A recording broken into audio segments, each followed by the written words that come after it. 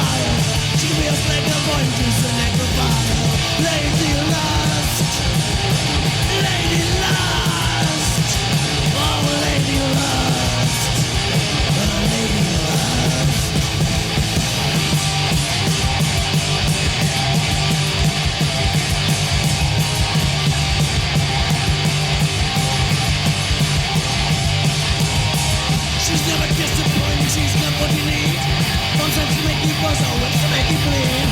There's nothing she can't do, don't be afraid to ask. She's got a bomb on back of souvenirs and flasks. She can take you inside out, she can take you all. Take you anytime, just name it big or small. Lady Lust, Lady Lust, Lady Lust. Wow.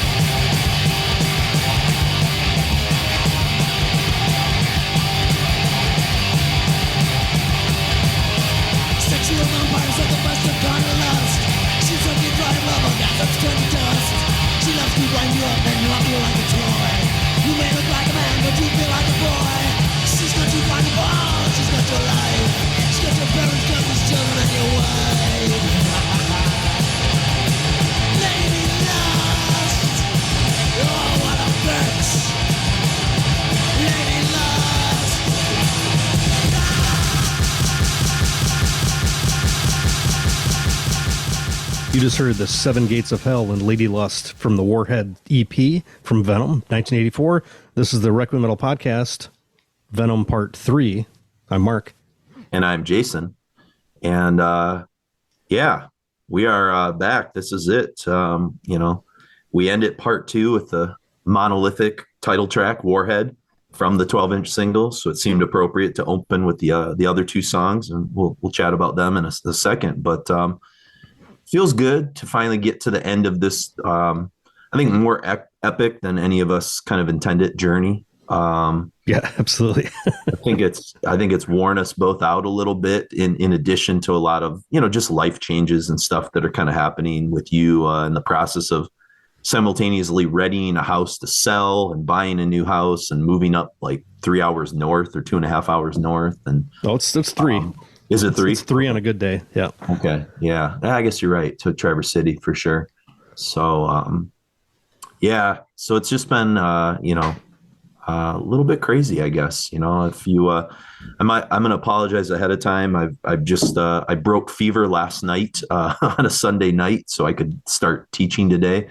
And my voice might be a little bit rough. If I cough at all, I'll try and cough as far away from the speakers as possible. But if I sound a little out of sorts, but that's why. But I'm here for you guys. I'm here because Venom Part 3 needed to happen. We're long overdue. Yeah, I think we both realized, like, when we sort of intended this whole thing, I didn't really think we would get what we got from Mantas. First of all, that's been like, well, almost from everybody, it's kind of been an embarrassment of riches. Yeah, and not in a bad way, but in a way that's made it a little more unruly and discombobulating in terms of like editing and arranging and just just the scope kind of expanded by tenfold. Yeah, and so we're planning to sort of, I think, simplify things a little bit, at least for the next handful of episodes, and maybe something special for episode 300 down the road. But we can't do this for everything, and I think you guys know that. Once a year, something like that, maybe. But even then, we probably should have like broken this up a little bit and maybe done part 1 and then done something simple and then done part 2 and back to that kind of thing. That's busy time of year. There's just a lot of factors involved, but we appreciate everybody sticking around for the ride.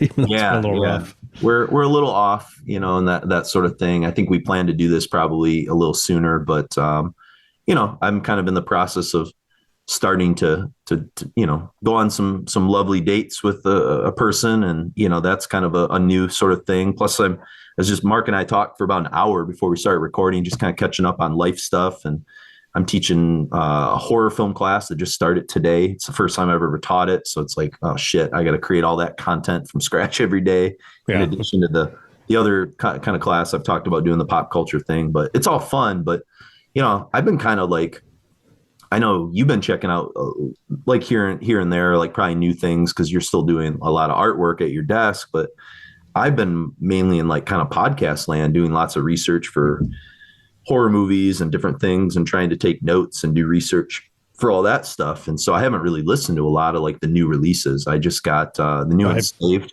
in the mail. Yeah, I've heard. I listened to the EP or whatever quite a bit. They came out before that, but okay. I was just in a mood recently where I haven't. We had some house guests stay, and the dude, he was actually he was on the Bolter episode, Gotcha. Pete from Bloodletter, but he's going down this list of stuff that came out, and I was just like, I don't really care. It's like, oh, did you hear the new Insomnium record? It's like, I don't really care. Like I've been just going back and deep diving into Sure. stuff. I feel like that's the zone I've been in lately. Yeah. And that's kind of where I've been with like movies too, you know, like, I mean, I watch a few new things here and there, but I've been on a pretty big De Palma kick. You and I were kind of chatting about that, and just a few other things. So I do like, you know what I love, and I'm sure you're in the same boat, but the one thing I've listened to a lot, because I can play it in my classroom in the morning, is that Host record. Obviously that's, oh yeah. I think that's wonderful. It's, I think it would have been an incredible EP, and it's like a 75% record. Yeah. It's really good, but there's some stuff that could, be tightened up a little bit, but yeah, there's some forgettable songs, but the highs are pretty high. It is, like songs that hit right. I'm like, oh, that's wonderful. It's delightful. So, but yeah, it's kind of been a weird thing with that, but so we're going to try and go back to kind of simpler times. We do have a couple episodes kind of lined up that one we had to put on the back burner before Christmas. But we're probably thinking of maybe doing something even simpler the next time, because that one involves a guest. And so, maybe something just like an album that Mark and I love, or just a band that only has like a couple albums that we can just do a quick kind of output on or something like that. So just scale it back a little bit. Maybe a 4-hour episode instead of a 7+. Or even 3 or something like that. We don't have to. Because we like to keep up I'd like to try to keep up the schedule of, at least 2 a month. Yeah, that really is the deal. If we could knock them down in half in size and maybe do 3, that would be cool. But, I want to at least keep to our 2. And when they get super long, I don't want to exhaust the listener. I know most of our listeners would be fine if we put out, 1 a day. But, I don't want to like beat a dead horse on anything. Sure. So even though like we're super into it, like, okay, this is even like, wow, it's just so much bigger than we thought. Most of the feedback I've gotten has been fairly positive. I think, I don't know, like a lot of podcasts I don't listen to in one sitting anyways. I listen to them in pieces, and I guess maybe that's unique. I don't know if everybody's like that. So wherever I pause like an episode, like I can just pick it right back up, and that doesn't seem to bother me. Sure. I can, if you're definitely somebody that bothers, then certainly like a longer episode is going to be more discombobulating, I think. So, if you're one of those people, apologies. It's not intended, but we got all these great interviews with all these people. I was telling Mark, I thought we'd maybe get like little 10-minute blurbs from everybody, and then maybe talk to Mantas for, half hour to an hour. And, that did not happen. So, so here we are, we are. You talked to him for about 4 hours. Yeah. And I feel like we're like best friends. I've talked to him more than some of like my like close friends in the last year. You know what I mean? Like it's pretty wild when it seems cathartic, for him too. Yeah. He's, probably good to do some long form stuff like this. For sure. And I think he appreciates it, so I wanted to start off with this just to put things back in perspective for a moment, and then we'll talk about the 2 songs we just sort of heard there. But this is from Louder Sound, which is that thing I've read from throughout that Jeff Barton wrote in 2019, kind of reflecting on the impact of Venom. And since he's kind of the guy that sort of broke them, I thought we'd realign the perspective of kind of where we're at. And he says, the reason why Venom remains such an important band is because they invented and defined at least one, and probably several, all new musical styles. They certainly created thrash metal, the genre that spawned bands such as Metallica, Megadeth, Anthrax, Exodus, Death, Possessed, and many more in the US. Venom also gave birth, in typical Rosemary's Baby style, to a host of imitators in the UK, and particularly in continental Europe. Celtic Frost, Merciful Fate, Bathory, Destruction, no end of groups on the Earache label, and from the German industrial city of Bochum, Cradle of Filth. The list just goes on and on. I got pissed off when I saw a heavy metal chart in a music magazine that had Michael Jackson in it. Beat It, featuring Eddie Van Halen on guitar. Kronos Oozes. That's when I said that Venom were not heavy metal. We were much more than that. I had been playing around with various ideas. So in an interview, I said we're black metal, power metal, thrash metal, speed metal, death metal, anything but heavy metal. And these terms seem to stick. Venom albums contain songs from all of these categories, he yelps. Although after we started out, bands started to emerge that would use one. One band played songs like Witching Hour or Bloodlust and called themselves speed metal. Some groups played songs like Buried Alive and called themselves death metal, etc. I could go on about this, but I think you get the picture. Venom were a catalyst for a whole bunch of stuff. We kickstarted loads of new trends in several directions, Kronos shrieks. The most extreme thing to come out of England before Venom was the punk era, and nothing has topped those extreme scents. Everyone now sticks to the safe image, and it's more about marketing than doing what you believe in. Look at The Darkness, for example. Although, no, let's not. Although, to be fair, I like The Darkness, but that's all right. They're a different thing, Kronos. You would appreciate them, Kronos, if you looked at them through a different lens. But anyways, he says the Scandinavian scene probably wouldn't have happened if they hadn't crossed the line and committed those crimes to get the exposure. I recently read about Marilyn Manson shit with kids killing themselves, and the reviewer said, if it wasn't for bands like Venom, then none of this dark music would be around. Our kids would be safe. But didn't they say the same about Elvis? Music only works if it's an extreme. The Rolling Stones were once an extreme, and then after a while, the extreme becomes the norm, and the new level of extreme needs to be found. I'd murder everyone on Pop Idol, even the judges. What's the matter with them? None of those acts are any good. Kill them all. That's I agree with a lot of the sentiment. That's a little sentiment, but I think, that's before we go into the fallow years of Venom. I just think it's worth realigning kind of the perspective on where they're at with these first two records that we highlighted on part 1 and part 2, and I get where his sentiment's at, and Kronos again is playing kind of a character at this point, especially in like more modern interviews. He's sort of like, I think, almost like a wrestling persona, that kind of thing. Like, what year was that interview from? 2019, so not too long ago, Well, as we've heard through several people, that he has selective memory. He does. And he's kind of, this is kind of a character for him. Yeah. Yeah. And so, take that with a grain of salt, some of the stuff. But I think like, it's kind of, it's spot on. And one last quote, and this one's from Lars Ulrich. He says, black metal, speed metal, death metal, Venom started it all. As for that black metal tag, it was Venom's own determination to be different that led them to coming up with the term black metal, as well as a ton of other titles in an attempt to describe their music, which they felt was nothing else around at the time. So, that's Metallica. And so, even if Kronos maybe overhypes some of the influence, I think we've established in part 1 and 2 the way that people feel about Venom. And even though maybe they burnt very bright and very quick and didn't have like the lasting legacy throughout the rest of the decade, as we're about to kind of explore, I think that they're still there in terms of like that immediate impact and what they sort of unleashed on the world of extreme metal, that is kind of hard to really like quantify, I think, Yeah, I think if anything, that's what this, this deep dive is really kind of, that I've kind of not come to terms with, but kind of figured out is that how like, cause Motorhead, previously to that was like, okay, that was a big kick in the ass to a lot of things. Like, Overkill was like 1980, I believe. Yeah. And to get that, the fucking double bass going, nobody had played double bass like that. People had done double bass in Wishbone Ash and whatever, but not in that type of way, that pattern that really kind of resonated with people. But that was like, that was part of it. That was like, like I was trying for a book I've been working on, I'm trying to like come up with terms to describe, like, it doesn't really matter. You can't say like, okay, Venom exactly did this and it led to this. There's like, it's basically throwing a big rock in the water, and these little waves that come out are, all the other little bands and for other sure. things. But, like, so Sabbath was one of those big things. Zeppelin was one of those big, Deep Purple. Those guys were a big rock that got thrown in the lake, and these little residual waves start coming out.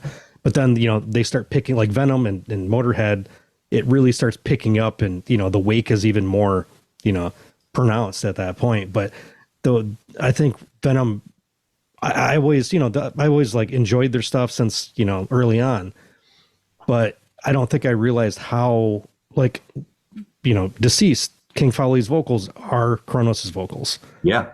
There's so many like riffs in there, like, oh shit, that's Tom Angelripper got something out of that. That's where Celtic Frost got this from. That's where, Bathory for sure got a lot of stuff from. And Mantas's approach to guitar, it doesn't seem overly flashy, but nobody sounded like him.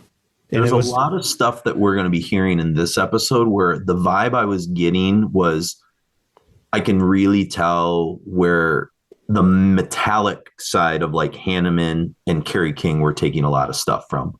Absolutely. There's obviously the punk stuff that they were bringing in, but like the simplified metallic kind of stripped down part is a lot of Mantas, more than I even knew, you know? Well, and I think that like Priest took that and stripped it down, and then Mantas took it from, you know, from more from KK. Yeah. And really KK's style, and even stripped it down even more than that. Yep. Like holding out the pauses are just as important as, you know, the active riff. Yep. Yeah. And that's kind of what listening to this mid kind of period or mid to late period, depending on how you want to kind of frame it, of Venom really showed me is, you know, even though this is kind of seen as the fallow years, there's still some like things to be like kind of cultivated and seen. And there's still a story kind of being told here, even on some of the records that aren't as consistently good. There are some highlights there. You know, there's these musical sort of moments that sort of pop out, and you kind of start to appreciate like the patchwork of what Venom were up to, even though they didn't always get the best producers, or they didn't have really a lot of good funding or the right labels, or they were fighting with each other, or, you know, all these different things that were kind of happening. Like there's great ideas that were there. It was so rare that they had these moments where they were able to like all come together at the same time in the right circumstances and achieve those. And, you know, like I said, they burnt bright with those first two records. And it's like, I don't know. I guess what I've sort of wrapped my head around with Venom a little bit is I think I see them in like the light of like when I finally truly figured out Velvet Underground. Like it took me a long time. I liked Velvet Underground in college, but like having taught now rock history for you know, a decade and things like that, I've really had to like think about Velvet Underground like a little bit deeper. And Velvet Underground was, of course, you know, this band that, you know, they weren't around for very long, and people always are like, oh, they had this massive influence. And in a way, Venom, even though they've had a more prolonged career than, say, Velvet Underground, the impact of Venom like happened in like a tidal wave the way that like Velvet Underground did. It just sort of like, you know, Sex Pistols, the same thing. Like they weren't there for very long, but it was this like tidal wave kind of moment. And like they kind of get underrepresented in like the history of metal. They don't with extreme metal, but like they get left out of the equation when you're talking Priest, Maiden, Sabbath. Venom had like that kind of Velvet Underground influence on rock, you know, the way that Velvet Underground influenced like rock and roll subgenres. Venom did the same thing in metal, but maybe not mainstream metal as much, you know? Yeah. I mean, how Velvet Underground, like everybody, they weren't like popular mainstream, but everybody that liked them started a band. Everybody that was into Venom started a band. Yeah. And it's kind of the same type of thing. Like they didn't sell the records that Sabbath or Priest or Maiden did, but like, you know, Velvet Underground influenced almost as many people in that era of the late 60s as probably like people who were into like the Stones and the Beatles, which is absurd because like the Stones and the Beatles were selling like boatloads more, but there were a lot of casual Beatles fans and casual Stones fans. Like to actually be into Venom or be into Velvet Underground, like you're not really casual. Like you had to like want to get it because it wasn't easy, you know, or you just immediately felt it. Yeah. It was very visceral. I think that's more visceral than like, you know, like the Beatles it's visceral in a way that you can, you know, jump around and dance on one level. They were multifaceted band, of course, but like, I think Venom was appealing to even younger boys. Sure. Yeah. For sure.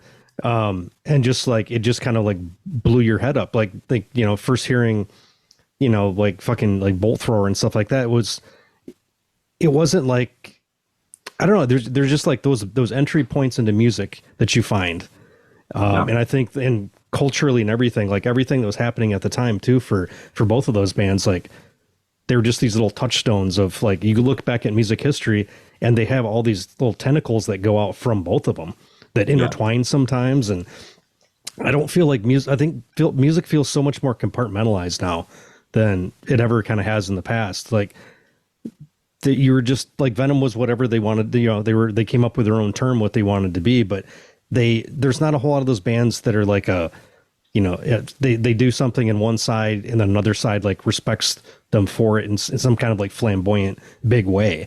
Everything's kind of so like just diluted to the point of, I don't know, there's all this like generational Like stuff that we've been listening to for 40 years or something is like, people are still getting into it and being influenced by that, but it's like a kind of a pale reflection of how big that stuff was, how revolutionary it was at the time, or how Tom G would say that it's radical. Yeah. Yeah. I mean, like, I don't know, like Nirvana's like classic rock to like my students, and that's fair. Like they get played on like the radio and it's diluted the impact, but like, Smells Like Teen Spirit was a tidal wave when that came out, same with like in the mainstream, it was a tidal She wave. Loves You, from the Beatles, like that just fucking like rocked people's world, and now like you hear it and you're like, oh, that's a really like fun song my grandma listens to, or, like it's hard to quantify and contextualize. I mean, that's, as a history teacher, it's like really tough to contextualize things, because it's like, yeah, you guys are listening to like the 7th generation, like echo of like this thing that was seismic at the time. And so like, you don't feel the impact of it now. And so, and before that too, it was, it wasn't like they just came out of nowhere. Like, there's like Husker Du and the Pixies and these other bands that are, doing that, quiet, loud thing. And then they hit it just the perfect fucking time. Yeah. Yeah. They sort of put all the pieces together, it's the year punk broke, 91. Yeah. But yeah, it is really funny. I mean, it's one of the reasons why, like, right before I'm about to play like Tutti Frutti from Little Richards, I play the kids Patty Page, How Much Is That Doggy in the Window? Yeah. And I go, this was the #1 song on the radio when Tutti Frutti came out. And like the kids just all look at each other like, what the fuck is this? I said, this is the shit that like, if you were a teenager in the 50s, your parents were listening to. Mm-hmm. And and like in that moment, I can tell they sort of get it for a second. They're like, oh, and then I put in like, I want Babaloo Babo. And they're like, whoa. And I said, what would you choose? And they're like, Little Richard. I'm like, of course you would.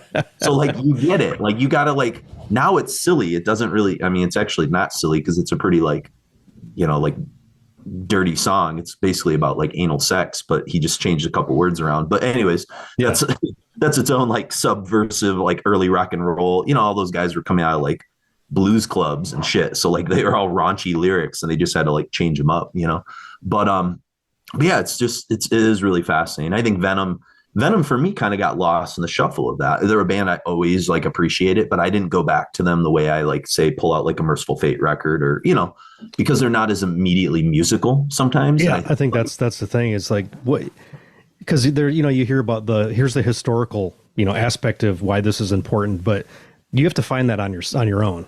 Like you have to get it on your own. Like I knew, there's a handful of like the first Venom I thought was a little bit, it was a little too, Welcome to Hell was a little too raucous for my ear at that time. Now it's, it's great. I don't have an issue at all. But so black metal caught a little more for me, or some of like the re-recordings and even some of the stuff on like the Eine kleine Nachtmusik. I always associate Nightmare as kind of a hit. Yeah.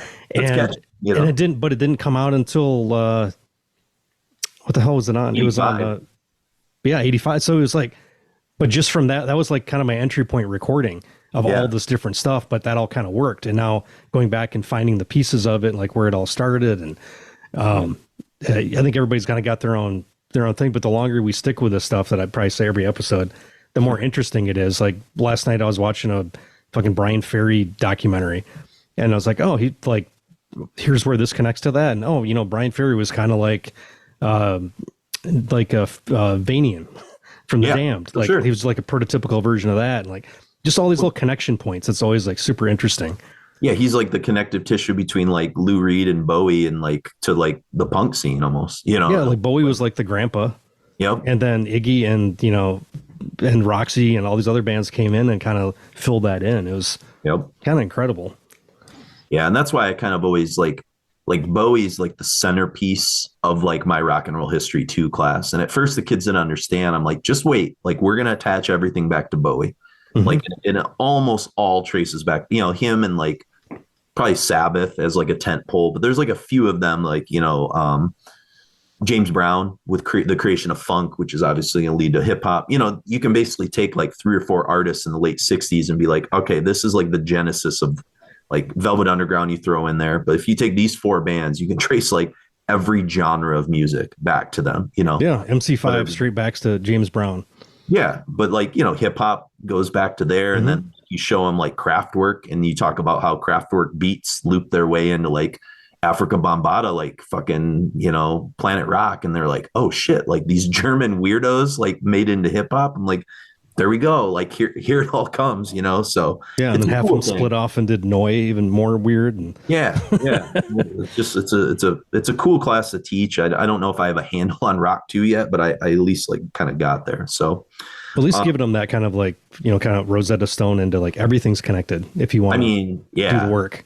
The thing is there's a group of kids that are going to graduate high school who have like watched a Kraftwerk documentary and like learned a lot about like, 5 other like bizarre things that don't make any sense, like that happened in the high school I teach in. And that I kind of count my blessings every day when I get to wake up. And, I was telling you, I did like a 1-hour lecture on Carrie, after we watched that in my class, and basically broke down from like a feminist kind of perspective and talked about some pretty wild shit that normally you don't talk to high schoolers about, the power of menstrual blood and shit like that. Like, that's like I don't teach health. So I'm not used to having like those kind of uncomfortable conversations with high school kids, but like, it was cool and it was powerful. But like, I think to myself, like, you know what, if at the very least they just got it, even if it just planted a seed of an idea that like they'll think about later, like my job is done. I've created like this genesis moment for them to like think about things different, and maybe approach the world, a little bit different. Like think more deeply about things. I had probably one of the most powerful moments in my teaching career happened last week. And it was the last week of it before exams and stuff.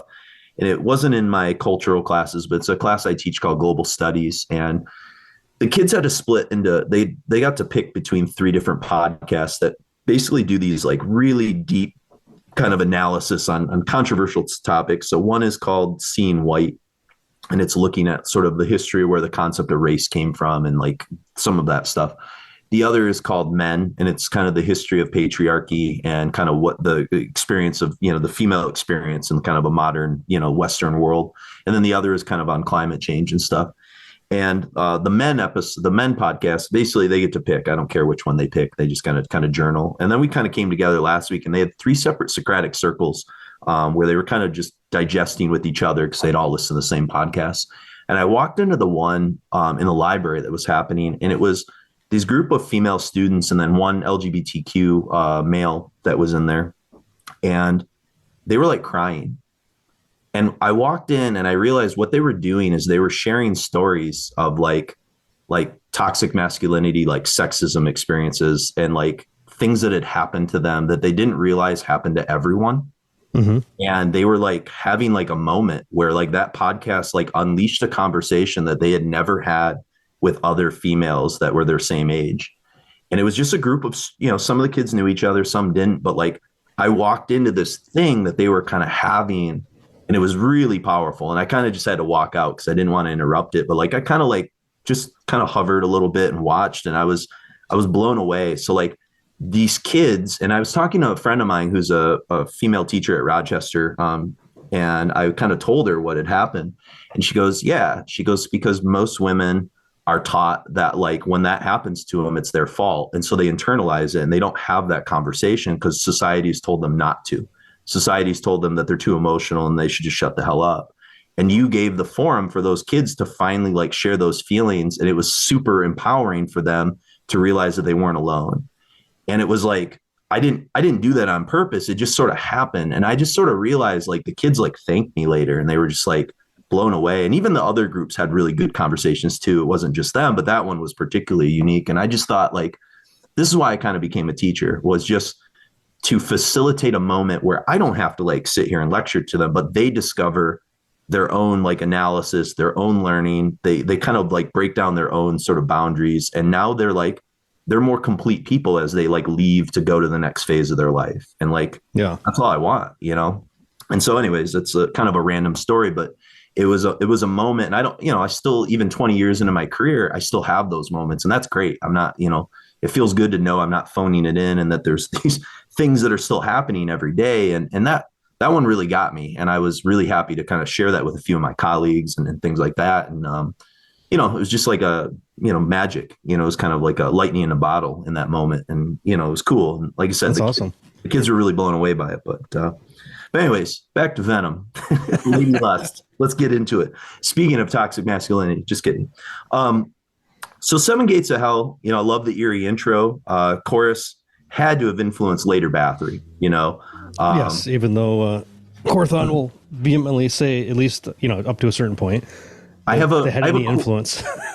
I figure, let's talk about this now, because I've got a quote about this, because I want to, let's have this conversation. So actually a listener sent this to me, and it's from 1987 Metal Forces, and it's an interview with Corthon. And in the interview, they asked him, they said, Venom is, of course, a band that Bathory have been compared to on many occasions. What are your views on them? And Corthon says, I don't think there are any similarities musically between Venom and Bathory at all. But I do think black metal, which I heard for the first time 3 months after we formed Bathory, is one of the best albums ever made because it has genuine feeling. At that time, there was no speed or thrash around, so Venom were very unique, even though they wimped out later on and spoiled the whole thing. I mean, At War with Satan and Possessed are shit compared to black metal. What are your thoughts, Mark? I wouldn't disagree with his sentiment. I wouldn't say they're shit, but I think they're lesser. They're far. I mean, these are like the first two kind of like expressions of that, and there's only so much of that you can get out of an artist.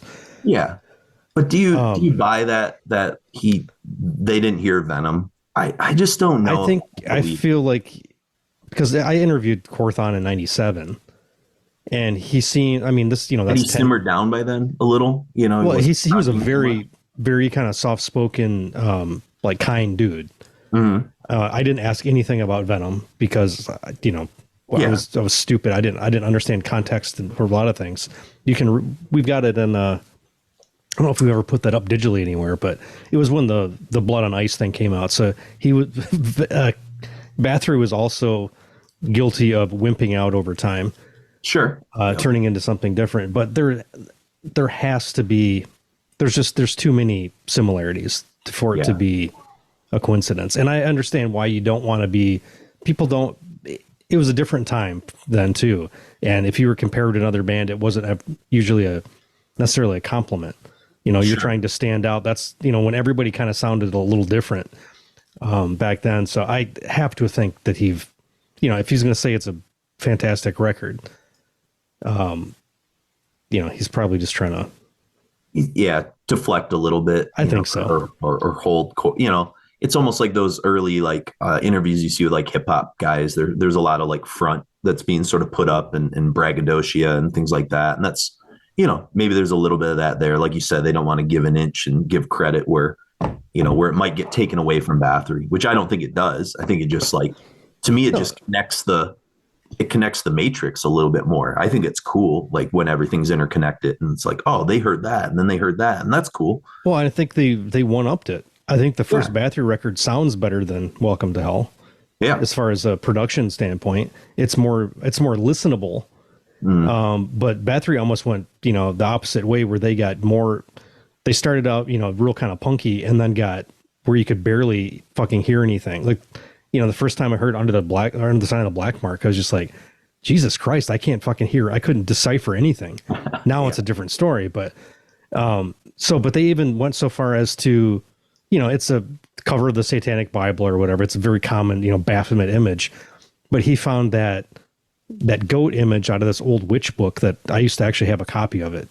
And traced it, turned it black and white. But that's almost like a one-upsmanship for the cover too. Yeah. Because if you look at like Welcome to Hell or black metal, and then you see the first Bathory album, sure, you're like holy shit, that's a cool cover. Yeah. And they even have a couple of same song titles. Exactly. I just thought like that anthemic kind of moody feeling that's in Seven Gates of Hell really reminds me of kind of later blood, fire, death kind of era, Hammerheart kind of Bathory a little bit.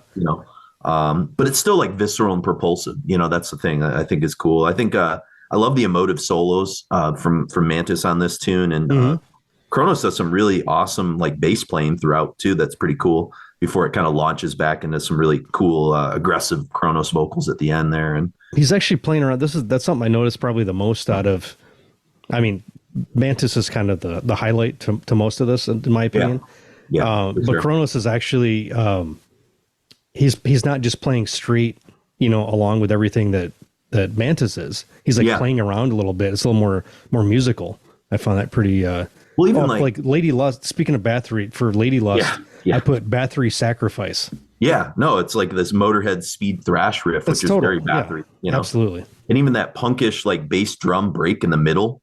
You know, Mantas doing really like noisy shit over top of that. Yeah, it's very cool, for sure. I feel like Abaddon's drums are completely off the rails. Oh yeah.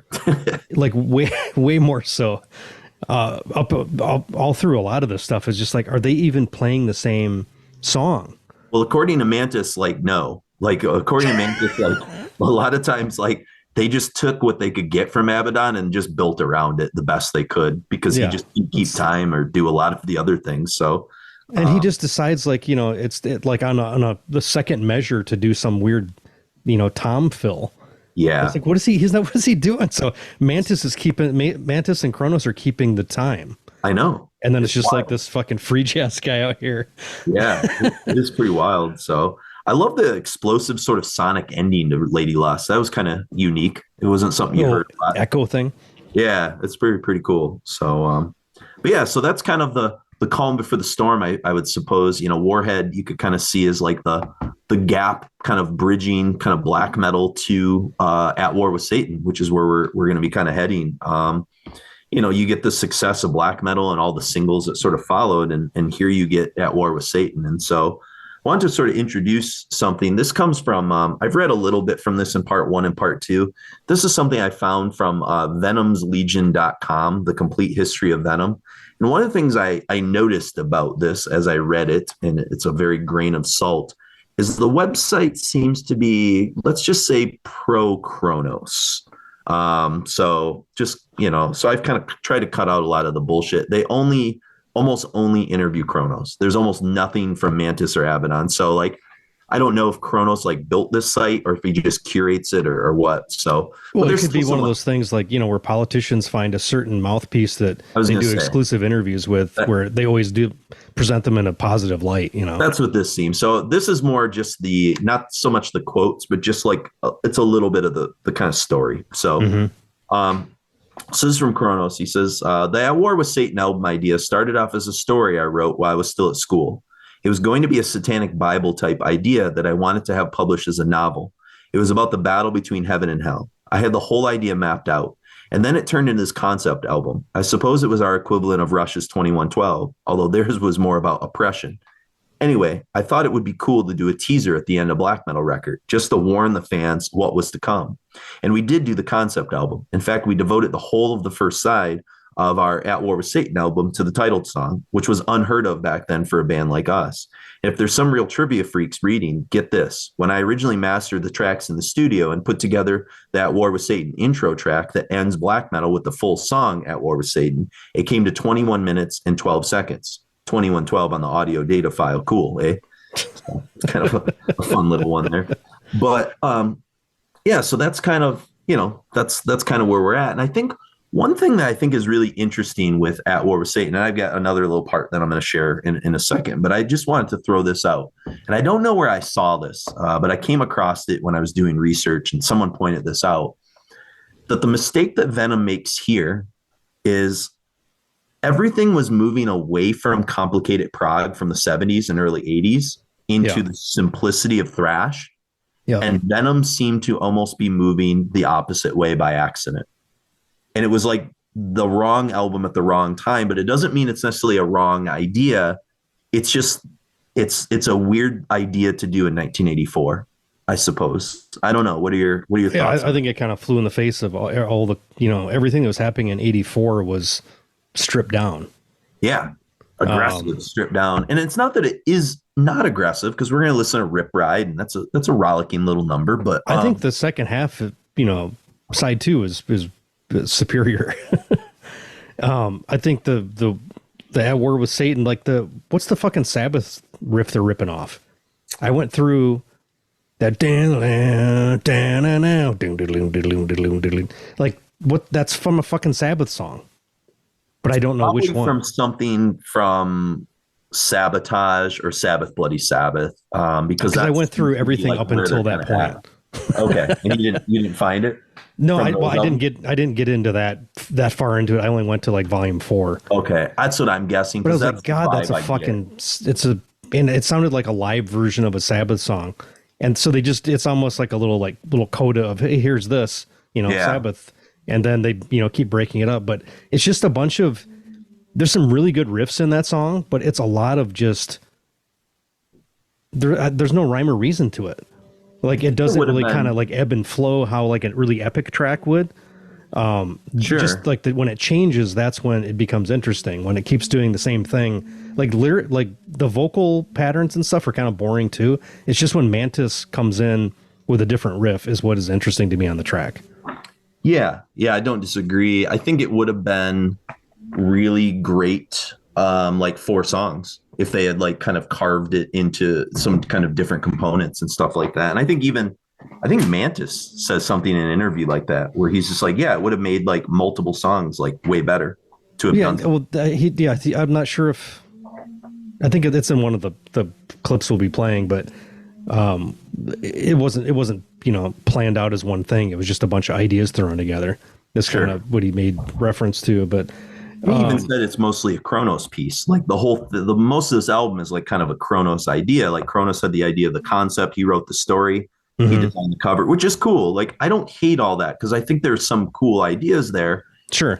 But it's just like some odd decisions were made at a kind of odd time in the band's career, and it probably like killed some of the momentum that they had built up with Well, Black there's like Metal and singles. And yeah, there's the sophomore slump, which they didn't have. no, It can. They're trying to be. I applaud them for trying to really kind of up the ante and try to do something different. But it's probably not what they should have probably stripped it down and got even more aggressive and abrasive for the third record. sure. Everything kind of slows down quite a bit. Let's see where's my notes out here. There's like random like explosions and stuff throughout it, trying to have like this operatic kind of thing. But there's just like, oh, there's a Maiden riff, and then there's this, and then there's there's a they're lot of memorable riffs and breakdowns in it. It's just a weird song. Like I when I'm listening to it, like if I'm cleaning my house and the song, I put the song on, I have this distinct memory. And if I have like time to like focus on the song while I'm like doing other things, like I really enjoy it. But if I have to like patiently like sit there and do nothing but listen to it, I kind of get like, all right, like let's move on, like next. That's where I was at because I was sitting at a desk with a piece of, a pen and a piece of paper writing notes. Yeah, I think like if I listen to it and I'm like driving, like I kind of like I can fade in and out of the song, and I like my brain picks up while I'm doing something else, and I like gravitate to the parts that like are like the highlights, if that makes sense. So that's how I kind of appreciate it. I do think that like there is a part in it that I want to sort of point out that I think is really fucking badass. And it's that sort of clean acoustic flourish after like 13 minutes.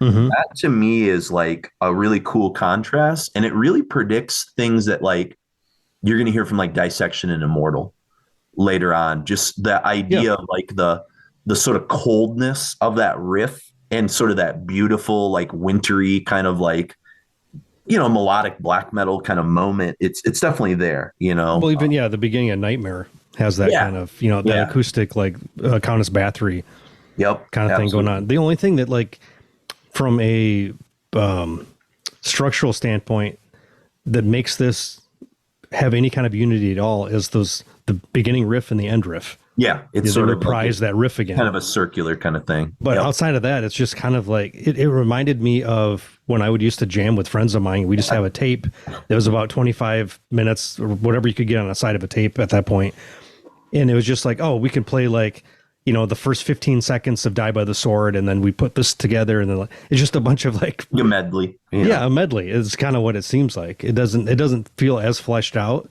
The idea is interesting, and it's it's kind of like a classical idea. Like so it sounds like Dante idea, but it's not. The music doesn't reflect the greater idea as much to the lyric. It doesn't really fit with the changes. Don't fit with the lyrical direction or something. Just it doesn't reinforce anything to me. Yeah, I get that, and it sounds like I probably have a little bit more appreciation of it, which is fair. But it's not. I don't know. the critiques are all super valid, Yeah, and like you I said, don't hate it. I'm just, I'm just being critical to it in one place. I think that would be more frustrating. But I think like when I listen to it, it's like when I'm driving or, like cleaning up my classroom after school or, something like that, Yeah. Here's some thoughts from Kronos. This comes from that Venom's Legion.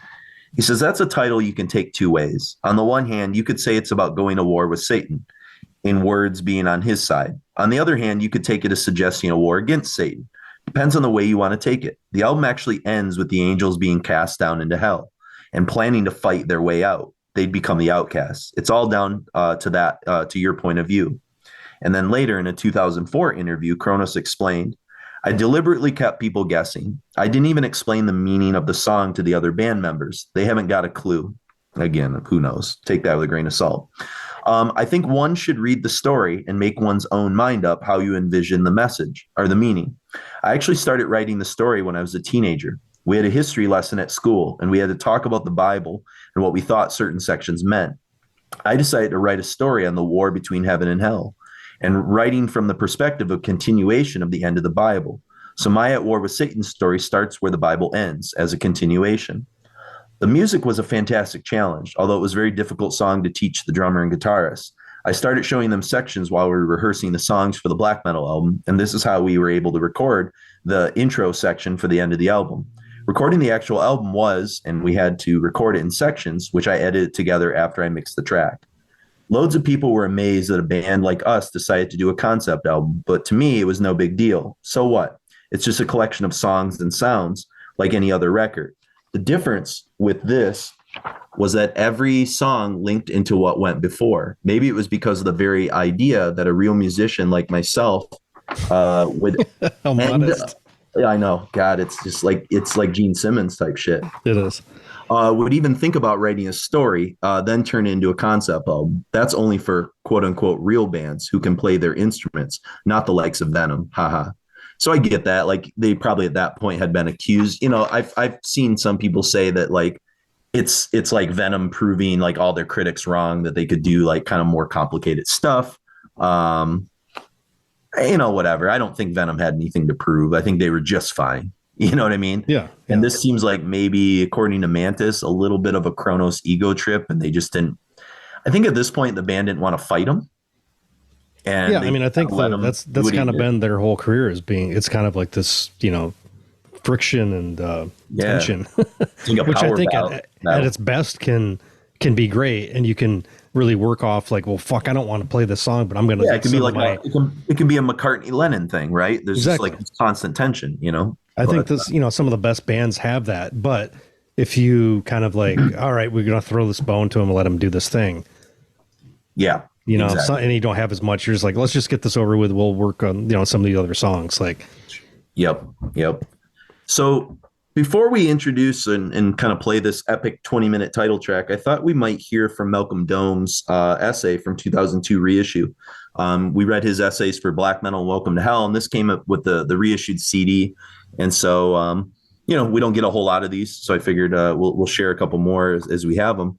And so feel free to interrupt me at any time because he goes on little tangents here. But concept albums are like holes in a ceiling. However much you might hate what they represent, nonetheless, they exist. That's a good way to say it. Yeah. Especially you doing a bunch of fix-ups in your house right now. I'm sure you can kind of relate. And occasionally a band do come up with something so worthwhile they actually transcend the usual indulgent nonsense that defines the concept. Venom brought off this somewhat unexpected triumph in 1983 when they unleashed At War with Satan on the eager public. Actually, to call it a concept album is a little misleading. In actuality, the concept was firmly ensconced in the title track alone. Being something of a sprawling epic that took up the whole of the first side of the album, it was a real risk for the trio of Kronos, Mantas, and Abaddon. For the first and last time, they stretched out, allowing their imaginations to run riot on tape. The result was emphatic, brutal, violent, yet also somewhat complex. It was a departure for a band, here though too, renowned for attack. I thought we did a pretty good job, says Abaddon. We had to redesign the studio, building a very live drum room so that everything was as loud as merry fuck. Production-wise, There was criticism at the time. Many feel that Keith Nickel really couldn't give the track the extra dimension that could live it beyond the metal morass. However, hindsight has been rather kind in Nickel. There's a broad perspective perhaps overlooked at the time. The other side of the album was more in keeping with what one might expect from Venom. 6 cuts that go for maximum impact, offering subtlety as hostage to ferocity. It works through Rip Ride does it works, though Rip Ride does exactly what it says on the proverbial tin, being a roller coaster of rampant riffage, while Genocide leaves nothing to the imagination. Of course, the band proved themselves capable of moments of creativity, even on the shorter songs, with Cry Wolf, a really outstanding example of how Venom had matured without losing all that important edge. And let's not forget about Women, Leather, and Hell, which sounds like a lethal combination in anyone's language, or ARG, the correct number of A's, honest, which is just plain silly. Ironically, it was a track not actually featured on the album that was to make the most impact. Warhead was released as a single shortly after At War with Satan came out. And incredibly, it received airplay on Radio 1 Breakfast Show, courtesy of Mike Reed. What started as a joke from Reed quickly gained a surprise momentum, as Abaddon explains. This was played by Tommy Vance on the Friday Rock Show, who went OTT about it. So much so, he played it at 8:30 on The Breakfast Show, live on Mike Reed's program. People rang in all week to pledge donations to charity if Mike would stop playing it. It went into the national charts at 64, at a time when even mainstream metal wasn't getting airplay. The 3 tracks from the 12-inch version of Warhead single are included here, with the title track being joined by Lady Lust and the 7 Gates of Hell. Also featured are the 3 cuts from the 85 single Manitou. All right, don't need to talk about that. All right. Of course, the question must still be asked, why didn't the record take Venom to the next level? It certainly should have been the album to shrug off the fast-rising challenge of the young thrash community. Bands such as Metallica, who were ready to pounce on the old masters if they faltered, but who owed much to their style to Kronos. Excuse me, throat's dry. But commercially, it wasn't their big break. The record sold well enough, but there was a general impression among the critics that it could have been so much more than what it was. And on all fronts, I was based at Kerrang! Magazine at the time, and the belief we had was that here was the finest metal band in the world, one of the finest metal bands in the world, reaching a crossroads in their career, and they'd come so close to making a massive leap forward, but hadn't quite pulled it off. But seeing the band live on the West Coast of America soon afterwards made me realize that not only were they better than ever, but the songs from At War were possibly the finest they'd ever written. On stage, they came into their own, a barrage of ice balls, not snowballs.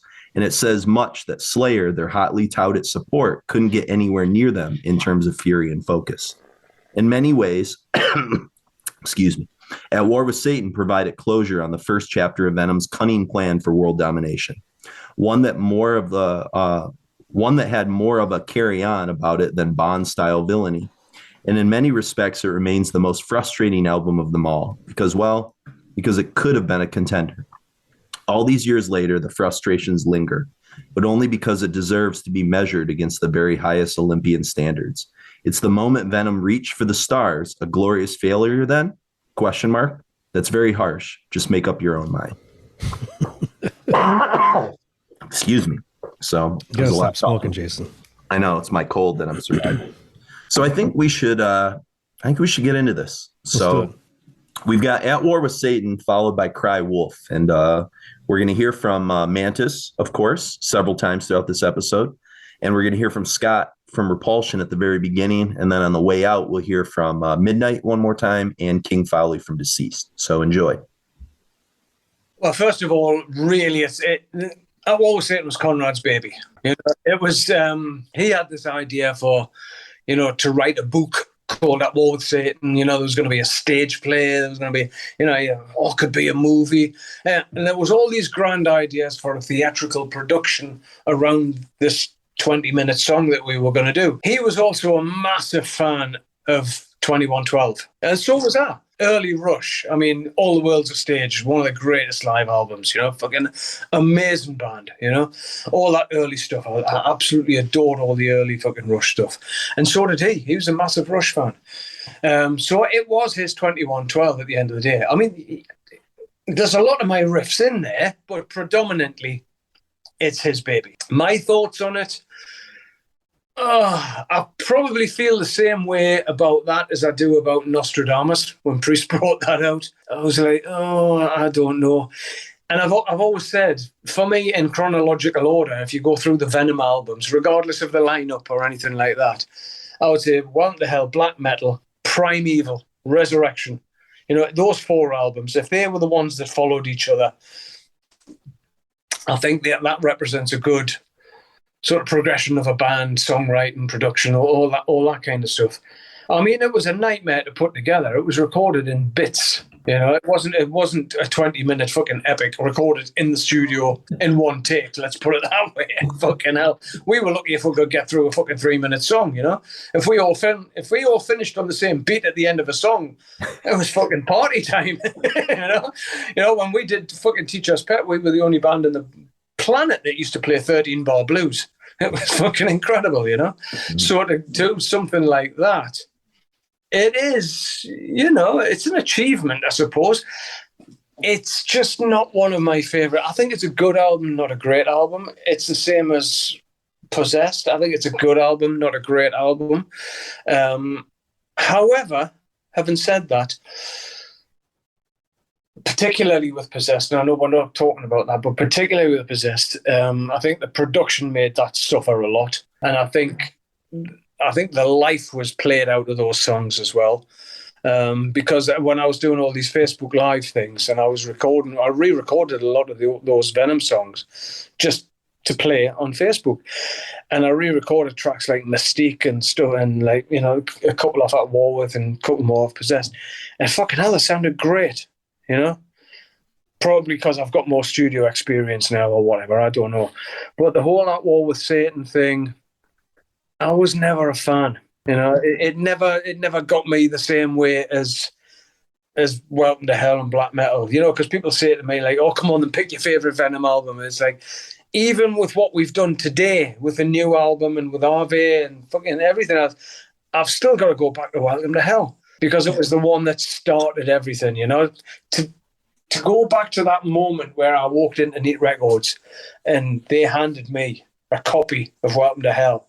My first album, I was like, and you know, back in them days, you could smell it, and it was magical, you know. I never got that with At War With Satan. I never felt that way. Plus, the fact you've got to realise as well that after Black Metal, that's when things started to go wrong, personality-wise, and definitely during Possessed, that was the beginning of the end, really.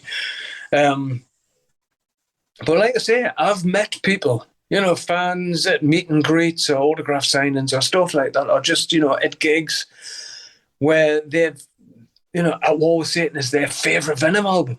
And it's like, really? Fucking hell, yeah. But, oh, cool, you know. Who am I to decide, you know? It's like, you know, you put these songs out there and then they're no longer yours. They become the fans' songs, you know. They're not my property anymore. I remember being in, where was it? I'm sure it was Seattle. And we came out, it was a Venom Inc. show. We came out to get on the tour bus, and I remember I was throwing it down with rain. It was raining really heavy.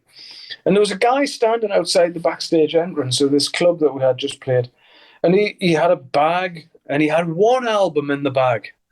And he went, "Oh, guys," he says, "I won't keep you too long." He says, "I've just only got one album. Just please, can you sign it?" And we're like, I mean, Abaddon was still with us at this point.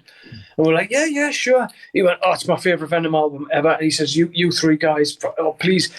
It was The Wastelands. Huh. And, you know, he was like, and I was like, "That's your favourite Venom album?"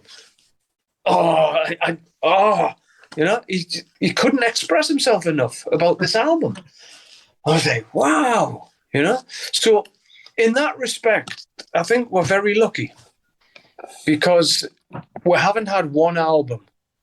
I suppose you can go back to Welcome to Hell and Black Metal, but, you know, we haven't just had one album where everybody goes, "Oh, yeah, that's the one," or that one song is, yeah. There was a lot of new wave of British heavy metal bands had one song, and that's it.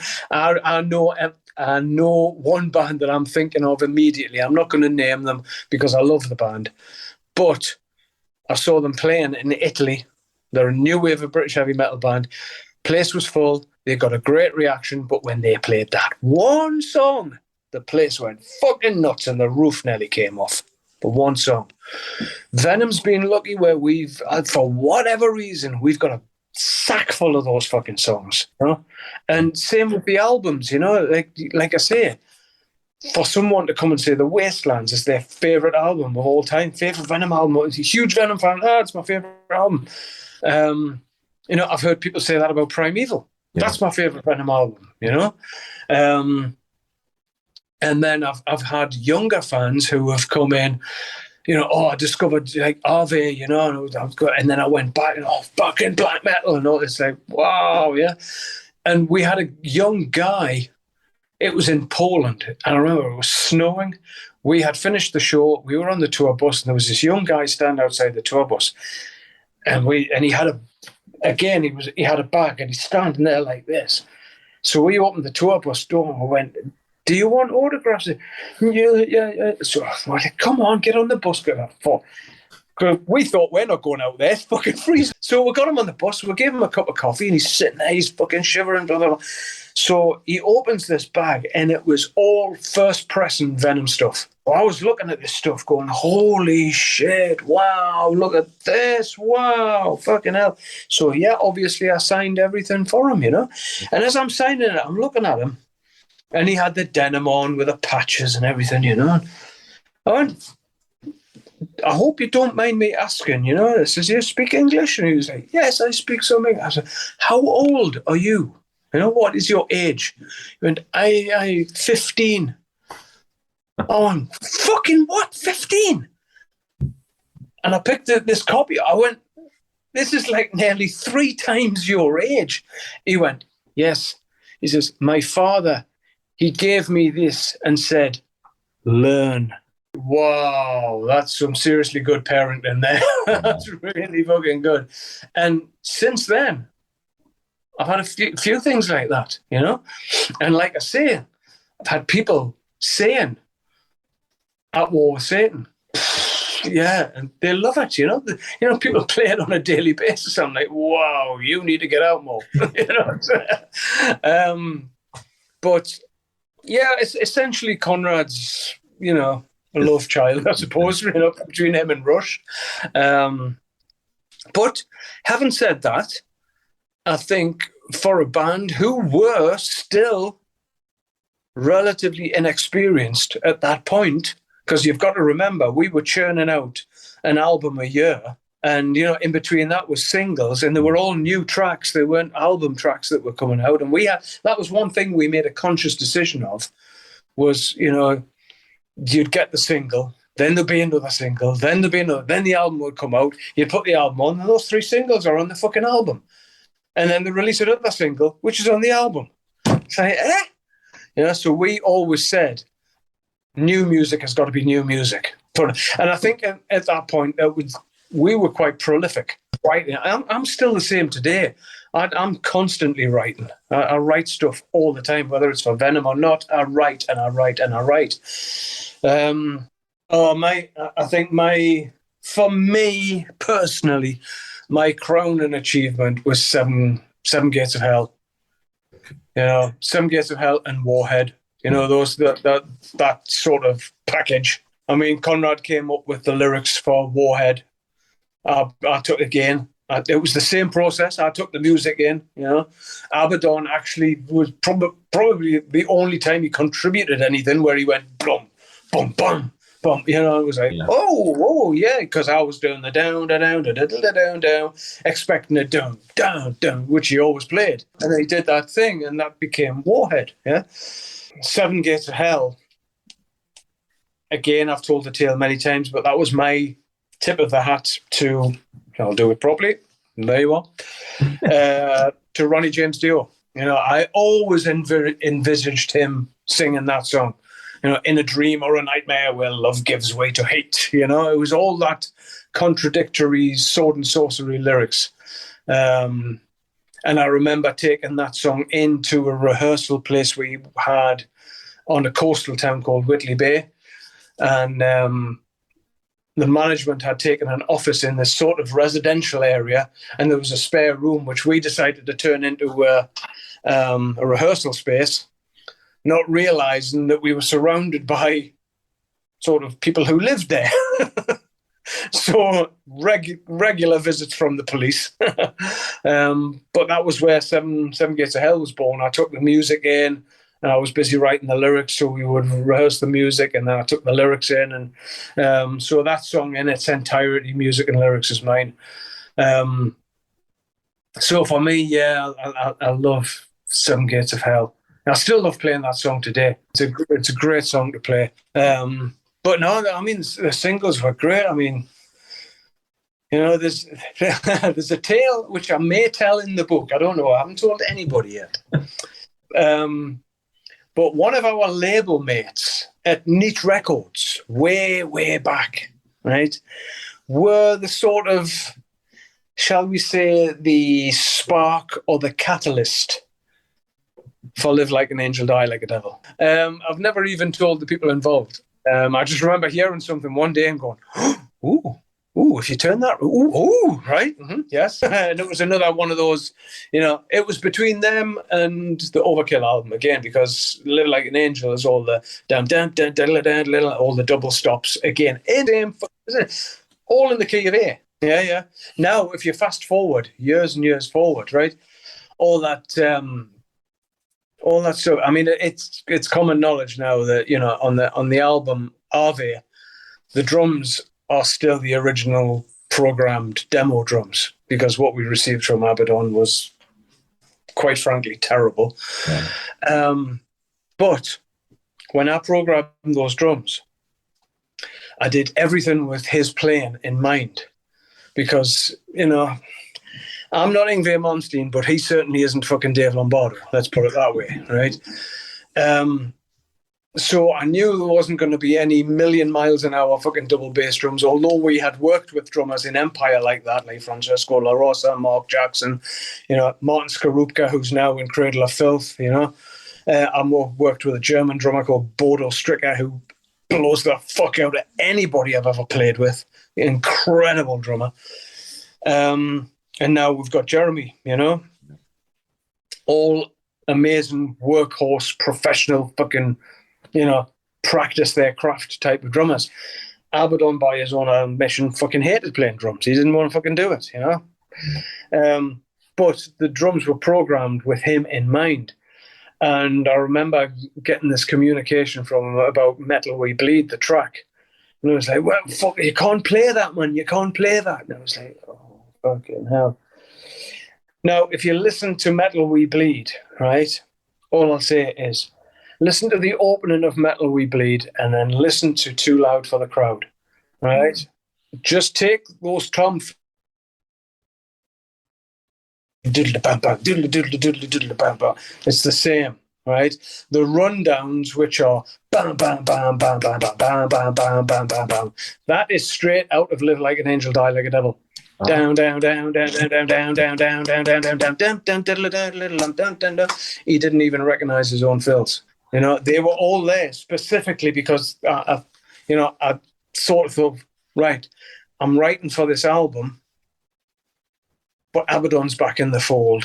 So I've got to rein it in. With Mark, with Francesco, with Jeremy, Bodo, with fucking Martin, I knew I could write anything and say, can you do this? And they'd go, yeah, of course I can, you know. And sometimes I was scared to put too much in, you know, because if I'm programming the stuff, I like to think, even though I can't play drums, I can knock out a beat, but that's it, you know. Apart from that, if I've got to put a fill in, I'll get fucking lost halfway through it. But I've listened to enough of it and done it enough to think, right, if I'm programming, I know I've got to. You can't keep the ride cymbal going while you're going all the way, you know, little things like that. And I knew Abaddon's style of playing as well. And I knew it had to be kept basic. But even so, what we got back, you know, was just, forget it, you know.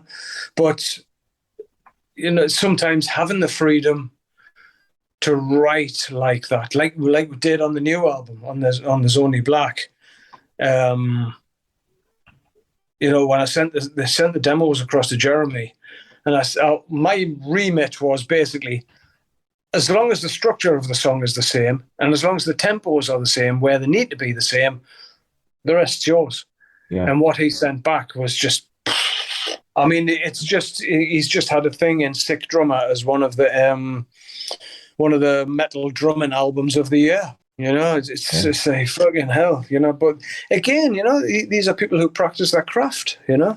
And but I have to say, if we had been better players, if Abaddon had been a better player, would it have had the same impact? And I don't think it would have done. Because I think, take for example a band like Raven. Mark Gallagher's a great guitarist. He's very underrated. John Gallagher is a fucking superb bass player. He's fucking very good. The drummer that we had at the time, that they had at the time, he was fucking excellent. If those three had played Angel Dust, Welcome to Hell, fucking whatever, it would never have sounded the same, you know? I suppose you can say that for any band. If Judas Priest covers a fucking Kiss song, it's not going to sound like Kiss, you know? Sure, yeah. So it doesn't necessarily mean that because you've got better players. And, you know, I've just mentioned Kiss, and I think they're a case in point.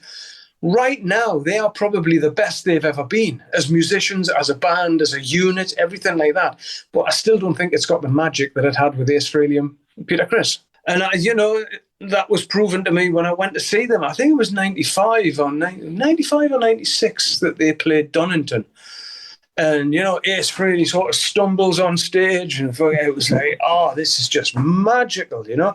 After seeing Vinnie Vincent and Bruce Kulick and, you know, then seeing Tommy Thayer playing, it's like, oh, I'm sorry, but you're just playing Ace's licks anyway, you know. One of the big things I remember when I went to see them at Newcastle Arena many, many years ago, Paul Stanley went to the mic and he went, Tommy's going to sing a little song for you now. This is called Shock Me, you know. And at the end of it, 10,000 people went. Mm-hmm. Yeah. So I think, you know, those early things, I think, you know, it would just have to be us. Yeah, that's what I was saying about getting back to that naivety that you have when you first start writing songs, you know.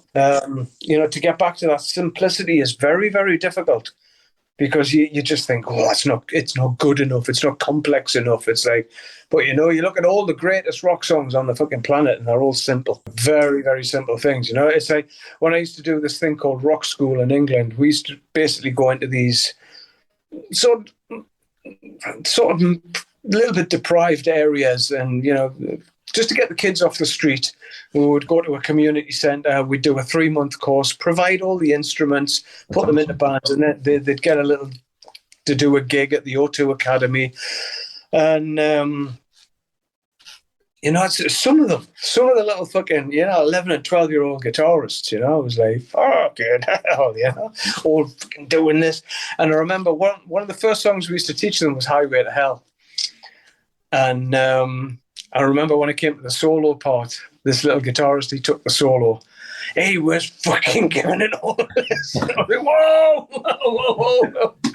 It was like, Angus is essentially a blues player, right? He's a fucking rock and roll guy, right? He's not Eddie Van Halen. But, you know, I remember me and Anita one night was sitting, just to reiterate the simplicity of songs. And we were saying it was late and we're just channel hopping. You know when you should go to bed, but you're sitting there still doing this, you know. And all of a sudden it was Rock in Rio and it was AC/DC. I was like, oh, come on, and we'll watch this for a while. And I remember there was this big walkway right away out into the audience. Angus Young walked all the way to the front of that walkway, just stood, looked around, and then went, da-da-dam, da-da-dam, you know. And I swear to God, 250,000 people just went for an A, a D, and a G. There you go. Incredible. I definitely liked At War with Satan. I was a little disappointed in it. It was just, you know, they had kind of like dialed back the heaviness a little bit, and the songwriting wasn't quite as strong, I didn't think, and the lyrics. The song At War with Satan is a fucking masterpiece, but the second side of the record was leaning a little more towards like getting into the sort of like B-level neat records output. You know, they didn't really seem to be like setting the pace anymore. And of course, by then, you know, Show No Mercy was out, and that sort of annihilated everything. I can't remember exactly when At War with Satan was released, but I think it was before Chemical Warfare, which was another just complete fucking atomic bomb on the metal scene. When that EP came out, it was just kind of like, wow, Slayer could actually get heavier and faster than they were on Show No Mercy. It was kind of mind-blowing at the time. So yeah, I thought Venom started to slow down a bit. And then, of course, seeing them live was kind of disappointing because I saw them at the beginning of that tour they did with Slayer and Exodus, who, you know, two bands who were like, you know, on fire at the moment. And Mantas wasn't allowed. From what I understand, what everyone was saying at the time, he had like chicken pox or some sort of virus and wasn't allowed to enter the States in time for the tour to start. So the first couple of weeks of that US tour, they had a couple of fill-in guitar players, and it just wasn't the same. Not only that, I saw the show in Cleveland where there was a city ordinance against pyro. So they weren't allowed to use the pyro. Yeah, just, you know, overall it was quite a disappointment. And of course, that was in spring of '85. It was like maybe 2 weeks or something before Matt and I left for Florida to play with Death. And of course, by that summer, you know, we started hearing bands like Slaughter and all the German thrash bands, Sodom and all that stuff, you know, had demos out, and we're starting to release EPs, Creator, Sodom, Destruction, etc. And everything was just getting heavier. And our songwriting was getting heavier, and we were gaining confidence in our songwriting to where we were like, my fucking songs are better than what Venom's putting out right now. So no offense to Venom, but, you know, we got our own confidence. And at that point, it was kind of like, you know, I didn't care. And yeah, that Possessed record, I didn't think much of it at the time. I haven't listened. I bought a box set like 2 Christmases ago or something, I think, that has that record in it. And I still haven't bothered to listen to it. I've been meaning to sit down and give it a fair shake, but I remember when it came out, it just didn't do anything for me. And so, but I mean, I still love, you know, Venom for what they did. And I've seen Venom since, and they've put on an amazing show. We played with them in Finland a few years ago, and they were just fucking incredible. And I've seen Venom Inc. a few times, also great. I liked it a lot more when Abaddon or Abaddon was still in the band, but it was still cool. They put on a great show. Their musical legacy, just from that early stuff, will just stand forever. They can't do anything to really tarnish that because it's set in stone.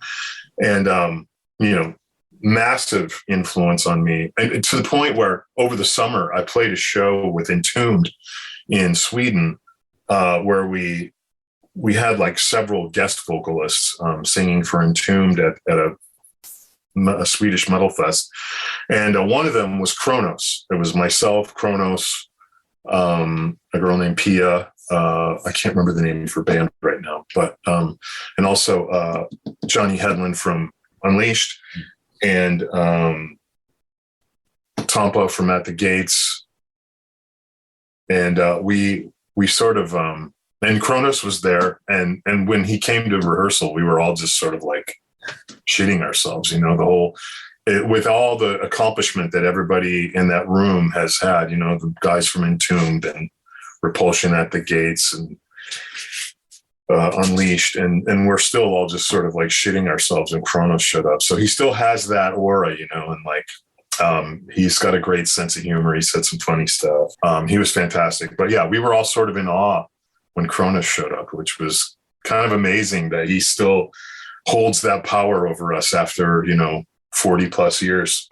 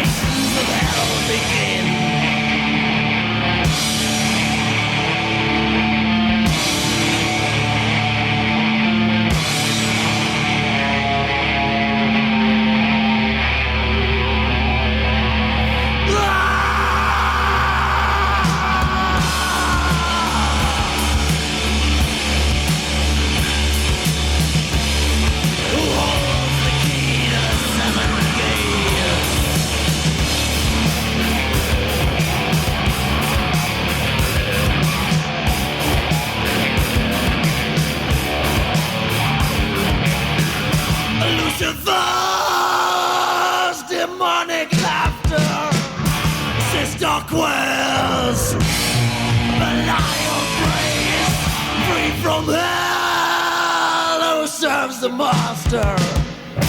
Sound the charge on Sabbath day.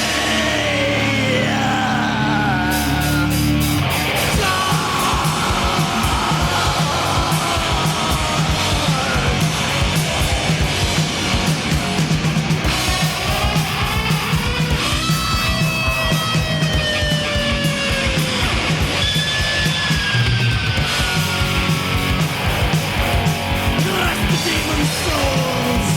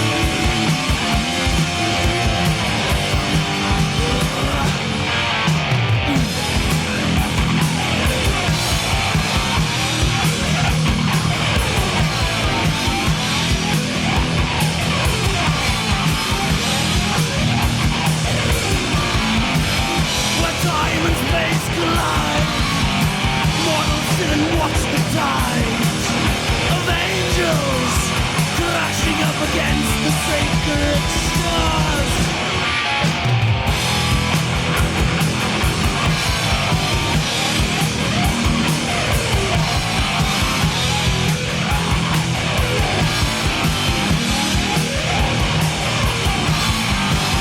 Without the Holy Grail, only evil can prevail.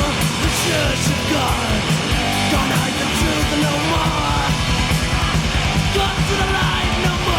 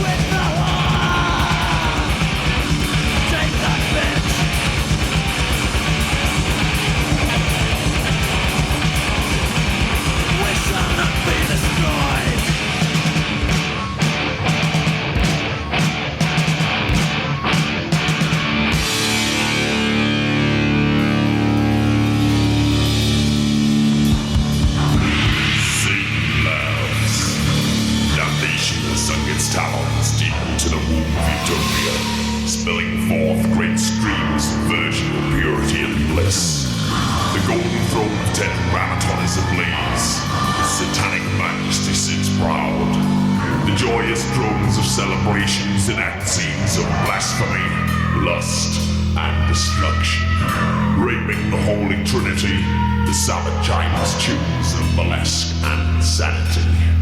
The heavens in their last throes of death. Gabriel and his archangels falling ever downwards through the fires of pandemonium to the dark, deserted depths of hell. Their broken, blood-stained wings scorched by the raging inferno lie battered along the shores of Styx. Weary from the battle, they seek refuge, bathing their wounds in the blood of a million martyrs. While the celebration of rape of the heavens grows strong, the keys to the seven gates of hell lie momentarily unguarded. Raging flames carved by the innocence of the angels' hearts release forth their wealth of centuries of God-lost souls once robbed of their true destiny in heaven's golden palace. An unseen presence breathes the never-before-felt pains of mortal hatred and anger deep into the pounding hearts of the angels.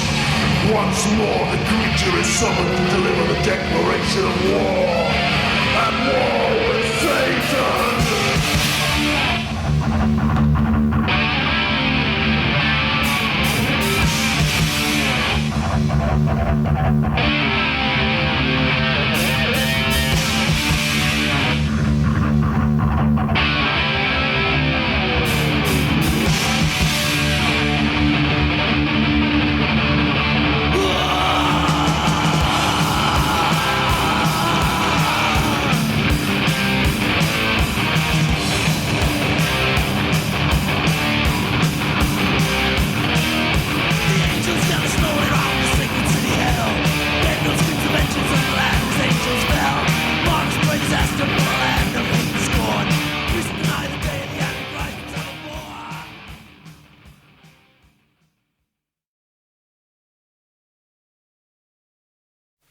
Placed in the wilderness, naked and cold, the night drains the warmth from my flesh.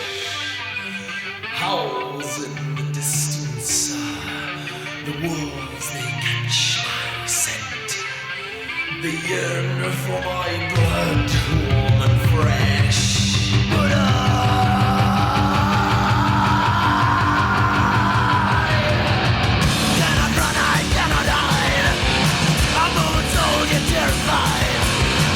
Stalling breath upon my face, who stabbed me in this place?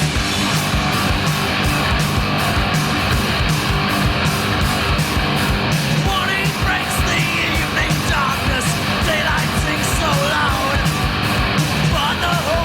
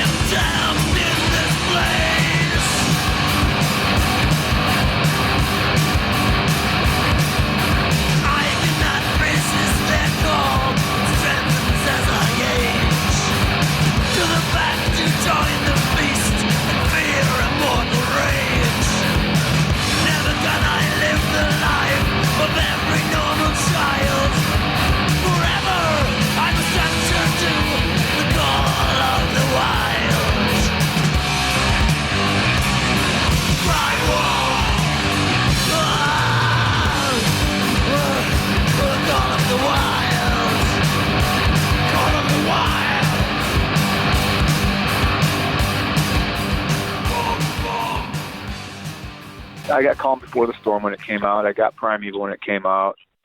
And Calm Before the Storm, I did like. Primeval, I was wondering why they did a Black Sabbath cover. Because I thought, you know, as a kid, I thought they were lying to me, because in the again, going back to the Ultimate Revenge, they say, you know, you'll never guess we'll never cover a Deep Purple track, but they'll never cover one of ours. You know, that's the way we look at it. So I was like, oh man, they said they would never cover a Deep Purple track, but here they are covering a fucking Black Sabbath song. So in my mind, it was like, guys fucked me, you know. Yeah. Just a couple of years ago, you said you would never cover anybody's, you know, these old fucking dinosaur. Not that the Black Sabbath and Deep Purple were dinosaur bands, but at the time they were, and I still liked them at the time, and I still love them, of course, now. But the point is, a band that's been around for years, that that they're Venom, and they don't need Deep Purple songs, they don't need Black Sabbath songs, but then they came around and for some reason covered Black Sabbath. Yeah, so that kind of fucking bumped me out after that. No. Calm Before the Storm, yeah, every once in a while. Right around now, holiday time, man, you gotta hear Black Christmas. But the reunion album, the Casting Stone, that has some decent shit on there. I mean, had they, dwindled that down to at least 9 songs, it would have been a lot better. But there's just too much horse shit on there that gets in the way. Well, yeah, of course, always been a fan. But then, we did play with Venom, the incorporated version, the business minded version of them in Cleveland, and I thought they were fucking great, man. That was when Abaddon was on drums, and Mantas, and they had the sound down, and nothing, not one clunker tune was played. I mean, they fucking crushed. But never talked to them, never spoke with them. And then we played 3 shows with them. Actually, we played. Let's see, let me back this up. We played a festival in Canada with Venom, with the Kronos Venom. But of course, never saw or never talked to them. We played 3 shows with them in Germany at the end of 2019, and never once said hello or never met them. So, I mean, it's kind of strange because I'm not out like looking to hound anybody and stuff. So I'm just hanging there too. B, we wear masks when we go on stage, so they probably don't know what we look like. Even if they wanted to say, hey, I'm just going to say hello to the opening band. Fuck are they?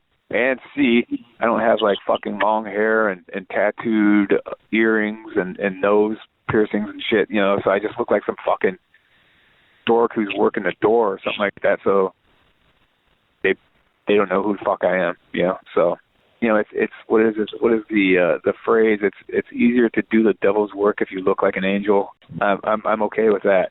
I'm perfectly fine with that. Well, I was all about trying to find out where was Satan the day it came out, and I had another story for that one. It was at a mall called Springfield Mall, which was 2-3 bus rides for a fucking 15, 16-year-old. I had friends that drove, but not this day. And I called and I said, you got this record right there? Like, yep. I said, hold it for me. I'm coming there. I'll be there. I don't know how many fucking buses it'll take, but I'm at my age. I'm outrageous. I'm doing drugs and shit. I get there. I'm like, where's that fucking Venom at War with Satan?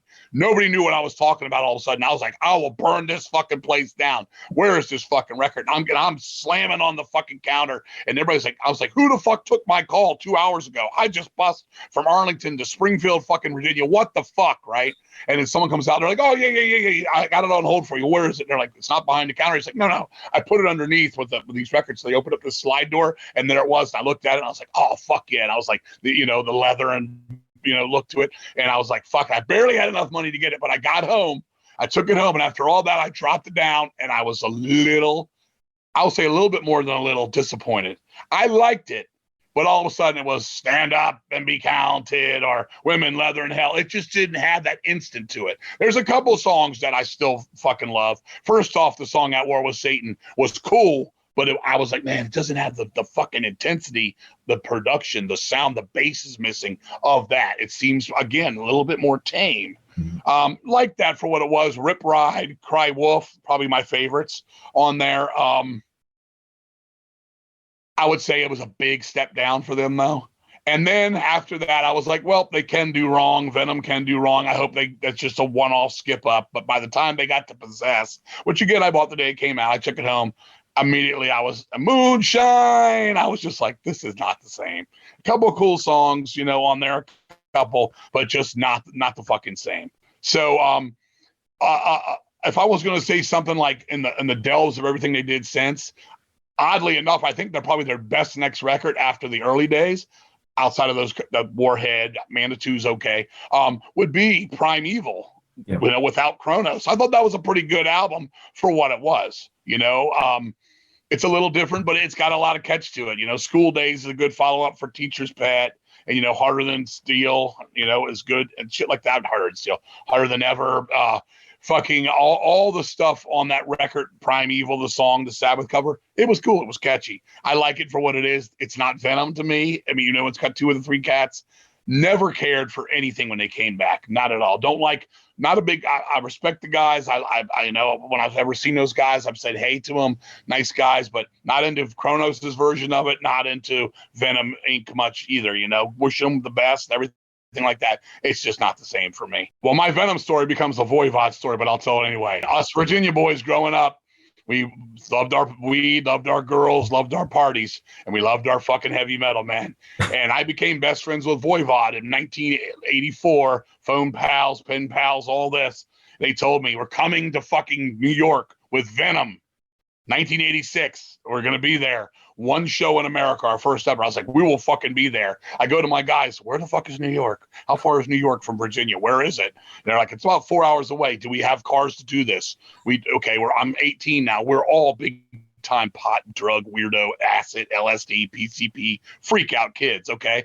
We get 2 carloads of people, 2 cars go up there and we ride, and it's 2 nights. The first night it's Venom, Carnivore, and Overkill. Not everybody has enough money to see both nights. Some people have to wait in the car. I was lucky enough. Mom gave me enough to go. So I went in there and I saw it, and everybody's like, dude, how was Venom? Because I never saw Venom earlier on, like in New Jersey before those stuff. This would be my first time. I was so disappointed. I was like, man, they weren't very fast. It wasn't really that aggressive. There wasn't much. There was next to no pyro when they did this in New York. I was like, So I was like, but who cares? Voivod's playing tomorrow, the second night. And I was hanging with Voivod the first night, smoking hash, blah, blah, blah, blah, blah. Next night, it was the Voivod opened the show, then the Cro-Mags, and then Venom. Again, 2 nights at the Ritz in New York. Go there the second night. I as soon as the doors open, I'm front row center for Voivod. I'm all about Voivod.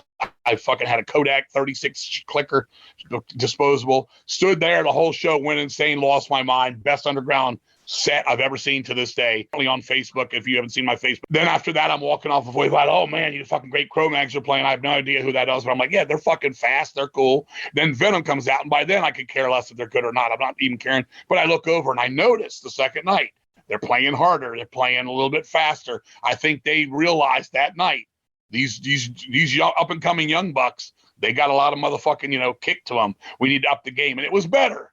But it still was not great. So I never got to see him with all the fucking pyro, the fucking, the upside down cross bass, all that crazy shit that they did in Hammersmith and the stuff that builds legends around it. I loved to have been in New Jersey when they blew the stage up. I'm sure people have been talking bomb. They let the bomb off and blew a hole in the fucking stage, but I never got to see that. So that was my Venom experience. After that, through the years at Fuckin one year, I fucking, played a little ping pong with Kronos, my ass, backstage at Fuckin. We didn't even really talk. We were just playing. I was just next in line. Then we went to Maryland Death Fest, and he was doing a meet and greet, and all it was, hey, Kronos, what's up? Keep moving. Hey, Kronos, what's up? Keep moving. So that was that. Some good friends of mine, they followed Venom Inc. around a lot, and they're really good friends with Jeff and Tony and stuff. So, I mean, I get the inside scoop with that kind of stuff. I'll always live with my memories, man. As a kid, I liked it. I liked it all. Anything, if we're talking Venom or anything music, I liked it more when I didn't know the what hides behind the curtain in Oz. You know what I'm saying? Just when we were a kid, and it was just all wow, this is crazy. So that's my best memory. That Welcome to Hell story. That I'll always live with that till the end of time, man. You just heard Cry Wolf and At War with Satan from At War with Satan, and yeah, so, Mantas kind of got to tell some of his story of this kind of era. And then, of course, we just heard from King Fowley for the final time and Athanar from Midnight. So really great contributions from all those, including Scott Carlson also. So we appreciate all the hard work that these guys helped us put into the episodes. But yeah, Cry Wolf, man. They sort of they grabbed the whole werewolf revival that was happening in horror films by the throat and kind of ran with it. It was like 2 years after The Howling and American Werewolf in London and the Thriller video and stuff. So this kind of was like a new trend that was kind of making a comeback into metal, I guess, at the time.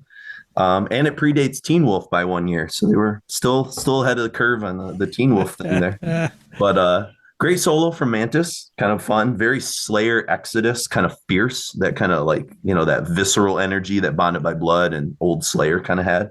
Yeah. Kronos doing some really great kind of howling wolf, like snarls and stuff like that. That's pretty fun.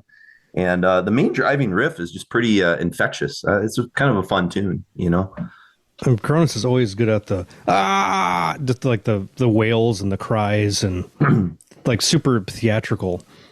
Yeah, he's he's grown on me, especially in some of the things that he does in some of these middle records. Sometimes, like the things he just kind of tries, and even the stuff he'll do, like on Resurrection, is kind of interesting. I appreciate that he's trying to challenge himself at times, and I think, from what I know, he kind of does a little bit more of that on his solo stuff. But I've never really spent any time on the solo Mantas records or solo Kronos records, but.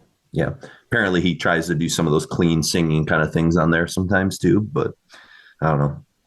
I don't know if it all works, but at least I appreciate that he's kind of pushing himself, kind of like Horthon did at times, didn't always work, but at least you're trying. So it's why I love the Gods, man. He pushed it. That is true. That was a big record for the Catatonia dudes. They were a big fan of that record. So I gotta like that record on some level because it influenced Bray Murder Day, I guess. So, it's not my favorite. I don't know. Yeah, I don't know. I love so many eras of Bathory, but some I'm just like, That's kind of my era. Yeah, it'd be weird it'd be a fun challenge one day to like go back to some of that era and kind of challenge ourselves to like pick it apart and understand what the hell he was trying to do. But hey, maybe that could be one of the episodes we do soon.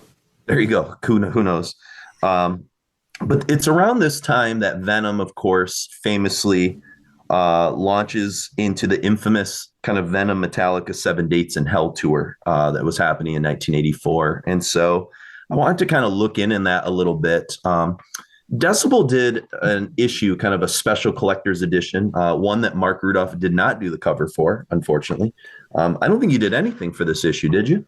For the what's on the cover? Top 100 metal tours of all time. It's just King Diamond kind of flashing the devil horns, but it's a photo of him.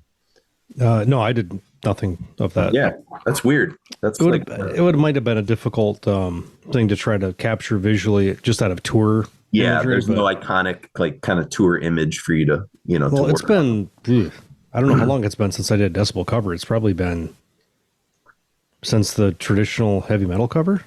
Oh yeah. It's like 2017 or so. It's been a long time. Yeah.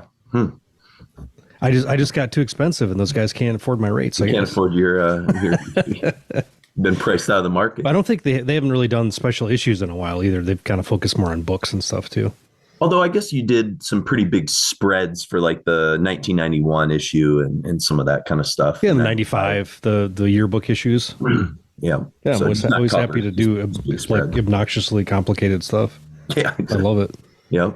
But our good friend Justin Norton did a write-up on the top 100 metal tours of all time. And the 7 Dates of Hell tour came in at number 4 all time. So pretty high esteem. And he says, as much as Venom looms large in metal history, it's hard to imagine Metallica supporting them on a tour. But that was the case in 1984 when the thrash upstart, still on a high from their successful Kill 'Em All album, joined the inventors of black metal in Europe that February. While Metallica was an emerging band, Venom's bad reputation was already established. Venom's satanic lyrics and imagery led to the cancellation of a show in Austria, later moved to Milan, Italy. Venom's set list included such perennials as Buried Alive and Countess Bathory, while Metallica drew heavily on Kill 'Em All and introduced several future classics from Ride the Lightning. It wouldn't be long before Metallica wasn't supporting anyone, but instead providing touring opportunities for new bands. Fun fact, when Venom Inc., the original lineup minus Kronos, toured the U.S. in early 2016, they were joined backstage in San Francisco by old friend James Hetfield. So that was an incredible fucking tour, man. I think I talked about it in the last episode. Which is what? The Venom Inc. Oh, yeah. The first time out, I did a tour poster for him for the venue here in Hamtramck. And I was right on the side of the stage when they were playing. Everybody was like, you could barely hear them playing because everybody was singing along with everything so much. Just a fucking great show. I'm super bummed to not have seen that. So, like I said, I was probably at a country, or it was just a week where it was probably like on a Wednesday or something. Yeah, something grim for me. We're going to turn to Popoff's book. I think 2 more times for the final time. Although we will hear from Martin a little bit later on his own. And this is from his the Sunset Years of Nawabum, This Means War book. And it's, February 3rd through the 12th, 1984 is when the 7 Dates of Hell tour sort of happened. And here's what he pulls a couple quotes. One's from Kronos. He says, the end of the gig and everything with Metallica on the last date of the 7 Dates tour in Europe was actually sawed off. We actually sawed off all of Lars's drumsticks nearly in half. Put talcum powder all over the drums, then put Venom pyros underneath his drum riser. This was back in 84, them backing us up. So they get on stage and they go straight into fucking Metal Militia. And the drumsticks are just going snap, snap, snap, snap, snap. The rest of the band are looking at Lars and going, come on, what are you doing? And then all this talcum powder is going up in the air. The guy can't breathe. And just when he gets his shit together, we detonate the pyro into his drum riser, which throws him all to shit. And then we're at the back of the venue throwing tomatoes at the band. Wow. Actually, Lars might be able to be in for that class action lawsuit for Johnson & Johnson for talcum powder. Yeah, no shit. It's really funny. And here's Mantas on the band's adventures in Europe, specifically an incident from the fall of 83, so just predating the 7 Dates. We'd had a police escort through countries. We'd had police escorts out of countries, he laughs. There was one weird thing that happened. We were all over in Switzerland, and we had just done some promotion, and we drove all the way to Holland, Amsterdam airport. And we got there late at night, about 2 hours ahead of the flight, and we noticed a huge police presence at the airport. And we had this Dutch driver who had been taking us all over the place on his press trip. And we went outside to basically get the suitcases out of the car, and we were going to say goodbye to the Dutch driver. His name was Eddie. And we were about to check in, and all of a sudden this little bus pulled up, and it was full of police armed to the fucking teeth. I'm not kidding you. Rifles, the whole lot. And we thought there must be some terrorist activity going on. And we're sitting on our suitcases, or we're getting our suitcases out, and then boom, the back doors of this thing opens, and we're surrounded by police pointing rifles at us. They emptied our suitcases out into the road. They checked everything. And it turned out that someone had identified Kronos as some guy who had been stealing car radios and breaking into cars in the fucking car park, We were arrested and taken to the Dutch police station. We were all separated, passports taken off of us. And in my suitcase, I had martial art weapons, nunchuck sticks. And I used to take them with me just to practice. What do you do on the road? Just to mess about with. And I was going to get done for that. And eventually there was an identity parade. And then this went on until 3 or 4 in the morning. We had to phone the record company, and eventually we were released. Obviously, it wasn't us who had done it. We had been driving all day. So some Venom tour adventures, if you will. But I love all the kung fu that's also like entrenched in Venom. Yeah, exactly. It is pretty funny. Because I know that Mantas he's like practiced, different types of martial arts most of his life. He's a triple black belt. Yeah. I want to say, he's and back in the 80s, that was one of the coolest fucking things you could do. Yeah. If you were had a fucking black belt, man, I thought about taking Taekwondo classes, and I was like, nah, I'll just watch ninja movies. But I was going to say, awesome. It was kind of like the peak of ninja stuff and karate movies and all that kind of culture that was sort of going on at the time, I'd like to see, if we get Mantas and, oh Jesus, name just fell out of the hard target, hard to kill. What was his name? Jean-Claude Van Damme? No, I'm thinking of the fat guy with the wig now. Steven Seagal? Steven Seagal. Okay. I would like to see them face off and just see Mantas mop Just the floor beat with the him. shit out of him. Yeah, Pull off that wig. Just That'd be beat the fun. shit out of him. Yeah. I gotta imagine, it's only 7 dates, but it's a pretty notorious tour. And, it probably was one of the first times Metallica touched down in Europe. I gotta imagine. I think it was the first time they played in Europe and to sort of play with their idols at the time. Mm-hmm. It's similar to, I think Van Halen opening for Black Sabbath in 78, kind of when Sabbath was on a little bit of the decline. And by the end of that tour, Van Halen were like the all-stars, they were kind of the, well, isn't this when, was 85 or 86 is when Metallica was opening for Ozzy, right? Yeah, that was 86, right before Masters came out, I believe. So look at how fast they're ascending through, they're moving through the ranks. Yeah, they're going to be playing stadiums by late 86 on their own. Which is insane. It's a funny, weird kind of passing of the torch kind of moment that people probably didn't realize. Sounds like from what people said that live Venom were still at the kind of the top of their game. They hadn't really gone on any kind of declines and stuff like that. So, and it's not a very long tour either. No, they weren't really known for their, long, prolific tours or anything at this point either. So yeah, for sure. Before we sort of leave At War with Satan behind, there was one last thing from that Venom's Legion thing that was kind of interesting. And it says, in truth, At War with Satan was a glorious failure in some people's minds, the sweeping strokes of the concept setting up the music in a manner that demands a huge production, one that sadly the band were unable to deliver because of budgetary constraints. Now, if Jim Steinman or Bob Ezrin had been on the case, but such was the lot of Venom in the early 80s, constantly learning to experiment and to be creative within the limited confines of their independent status. So they're kind of bringing up the same thing that Malcolm Dome brings up, is that, people's critique of At War with Satan is that they had these big ideas, but they didn't have the right producer to execute it. I don't know. Do you think that that's the case, or do you think it was just like an overcomplicated idea, or I don't know? Do you have thoughts on that? I don't think Bob Ezrin would have done any justice to any of that stuff, to be honest. Yeah, I think that name being thrown around, he was doing Cooper and Kiss and stuff at this point, but yeah. To me, it would have been kind of ballless a little bit. It would have. Yeah, he would have tried to kind of probably make it more poppy, to be honest. But yeah, the production on the record is thin. Like a lot of there's a little bit more of a bottom end to it compared to the first two. But the guitars seem really kind of neutered on the record. The drums seem too loud.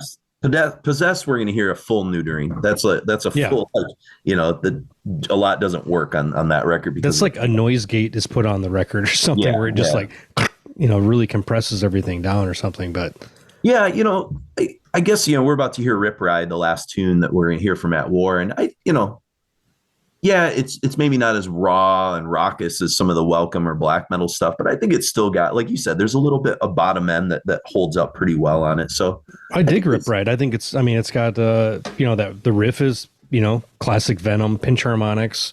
Yeah. There's some Slayerisms very to the guitars riff and stuff. Yeah. I love it. Absolutely. I really like this song. Actually, that riff at 2 minutes of Rip Ride, I was trying to figure out what Slayer song. It's fucking Black Magic. It's like pure. Oh, yeah. It's very much that Black Magic kind of moment. But it's interesting. Kronos kind of agrees a little bit. He says, with the Jim Steinman and Bob Ezrin, he goes, that's exactly where I disagree. I feel that in actuality, Venom's music was actually enhanced by not having an enormous budget. To think of that album with an Americanized production would have killed it. The raw sound was what made it real for me. Real musicians playing real music. I always favored individuality. For me, it was the theatrics of Alice Cooper or Kiss and the music of Jethro Tull, Sabbath, or Bowie that was important. Sure, I love Priest and Motorhead, but madcap individuality right at the time. No giving in to, but madcap individuality really made a mark on me. I was fucking determined that Venom would always do what we considered to be right at the time. No giving in to the pressure from outsiders. There still are, too many who think that the way forward is to be part of the pack. Yeah, you might get a little bit of success, but can you look at yourself in the mirror knowing that you've always done what's right rather than something that just earns easy money? Whoever said I did it my way. So, interesting perspective for sure. I also have this is a complete fucking out of left field thing, but Martin Smith, who is credited as the engineer of this record. So they probably kind of produced themselves. And they had somebody that was knob twiddling for them. Yeah, just signed off. Yep. If you remember Black Star, that was, Jeff Walker and, from 97. Carlos, was that Carlos Regalos? And let me look at the lineup real quick of the kind of the lineup of Swan Song a little bit, right? Ken Owen on drum. Basically, it was just minus, Bill Steer. Yeah. He played horns on that record. No shit. Yeah, he's credited with brass on Barbed Wire Soul from Black Star. That's funny. Which I great poll. Hilarious. I never would have made that crossover. I was just looking on Metal Archives at the producer, and I was like, oh yeah, he did this, and he did something. He played woodwinds on a fucking Blitzkrieg song, like completely random. Oh man. So now we kind of arrive at where I guess you could say the proverbial wheels start to kind of fall off. And this is really where the band starts to separate a little bit. We're going to hear Rip Ride, which we just kind of talked about. And then they release another single, Manitou. It's kind of right before Possessed. It's got this kind of tribal-esque minimalism that I think is kind of interesting. I mean, right? It predates like kind of the stuff Sepultura was later doing with the kind of tribal minimalism, although I don't think that they were influenced by any of the same kind of stuff. But I mean, all my experience for this song is everybody thought it was a joke. Yeah, it's very, I don't know. That's from people in Michigan and people in Pennsylvania, basically, where it was just kind of like this is fucking hilarious. Yeah. When I heard the song title, all I could think of is North Manitou Island. Yeah. It's in Lake Michigan. Yeah. And it seemed like a very Canadian thing. I mean, it just means a supernatural force. Okay. Is what the term means. But so that's okay, that's cool. They probably found it in some occult book or something they're looking at. Reference book. Yeah. Yeah, but exactly. The song itself is just kind of, I don't know. I like it now. I think it's fun, but it's not evil. It's not evocative of anything else. It's just kind of goofy. Yeah, no, I don't have a lot of thoughts on it. I just wrote tribal-esque minimalism. There's some building intensity in the last couple minutes. It's kind of there's some unbelievably bad double bass in this too. If this is if you took a 10-year-old and said, here's what you need to do, there's the pattern to try to play with your feet. It goes up and down, but it's just it's crazy how this is probably the most I've noticed how out of touch Abaddon was with playing. When I saw him in 2016, it wasn't as it didn't jump out at me as much. Sure. Because I think at some later records, they're talking he's playing with click tracks and stuff and trying to have notes on his kit and stuff to try to play better. Yeah, they're able to mask him a little bit better and hide him a bit more. But yeah, the Manitou is kind of all the scars and everything's out there in the open. Yeah. It's just a goofy, weird song that doesn't really kind of add to the legacy, but I do enjoy it. It's kind of a portent for where things are about to head, I think. If anything, they're just kind of the wells run dry a little bit. So strangely enough, and this I found odd, but my copy of Venom Possessed, which came out apparently at the same time as those other reissues, has a very short essay in it too. Now, it's not Malcolm Dome, but it's a guy named Dave Ling, and he wrote for Metal Hammer and Classic Rock Magazine. It was published in 2002, same time that Malcolm Dome wrote those 3 essays for the first 3 records. And I thought, it's not a lot of scholarship on this record, so I figured I'll let his words kind of speak to maybe how to contextualize Possessed. I know Mantas certainly is going to tell a lot of stories about this period of time, and we'll let him kind of do a better job of articulating that than probably what you and I could do. But thought I'd share this, and hopefully I don't have a coughing fit because it's a lot less reading than what I had the last time there. So my apologies. He says the release of Venom's 4th album confirmed that the reign of their classic lineup was finally drawing to an end. Never the friendliest of groups, the Geordie Trio's complex internal mechanisms were legendary for being as combustible as their music. And by the time Possessed found the racks in January of 1985, it was submerged beneath a quagmire of live bootlegs and rip-off product. Relations weren't too hot with the band's label Neat Records either. If you cared to look, the writing was already on the wall. Deep down inside, the group probably knew it.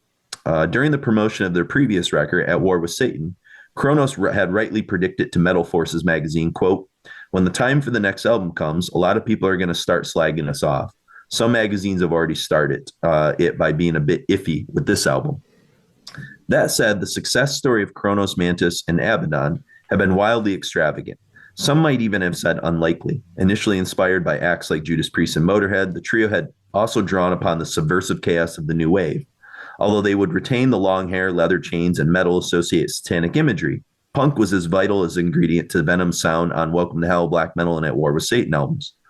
British reviewers had certainly chosen to knock At War, but mostly due to its less than pristine production and for the inclusion of an overly ambitious 20-minute title track.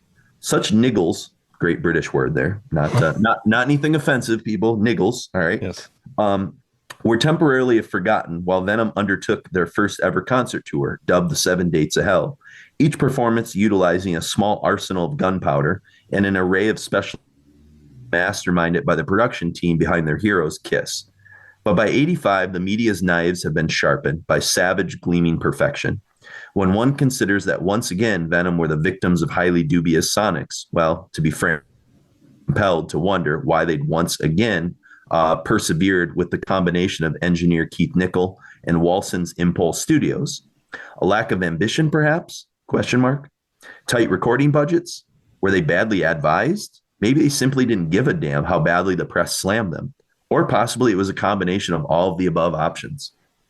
Issued during the same month as fellow Watershed LPs like Slayer's Hell Awaits and Megadeth's Killing Is My Business, Possess received a solitary K out of 5 in issue 92 of Kerrang, though the fact that the magazine's critique was penned by none other than longtime supporter Jeff Barton must have rubbed salt into the open wound. Quote, "The production is truly abysmal," wrote Barton, "a squelching, muddy dirge that reduces Venom's black metal power to cack metal pukedom." Worse still, Barton rated the material about as highly as the record's sound, complaining, quote, "The tracks are short and there's a desperate lack of cohesion about the whole execrable offering." The folks over at Metal Forces were more appreciative. Though their man Bernard Doe had panned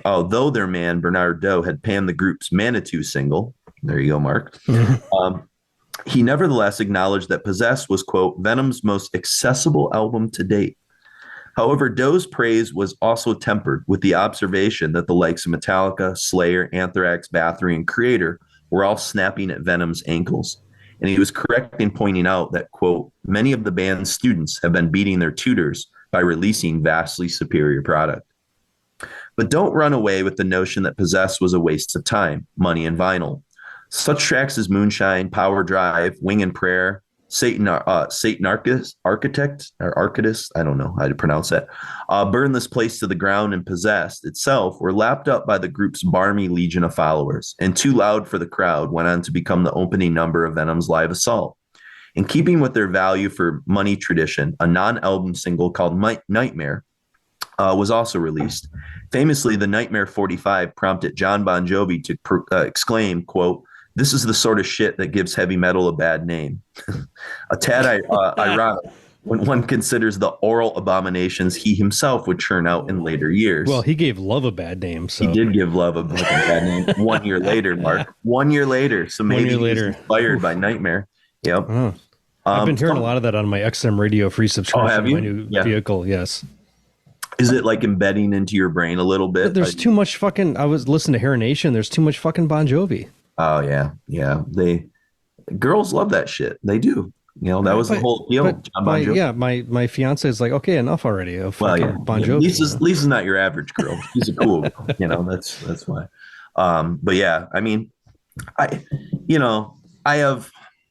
have sort of the same warm, fuzzy feelings of Bon Jovi that you have for like Hall & Oates, because it was the third cassette tape I ever bought, and it was the first quote unquote metallic tape I ever owned. Yeah.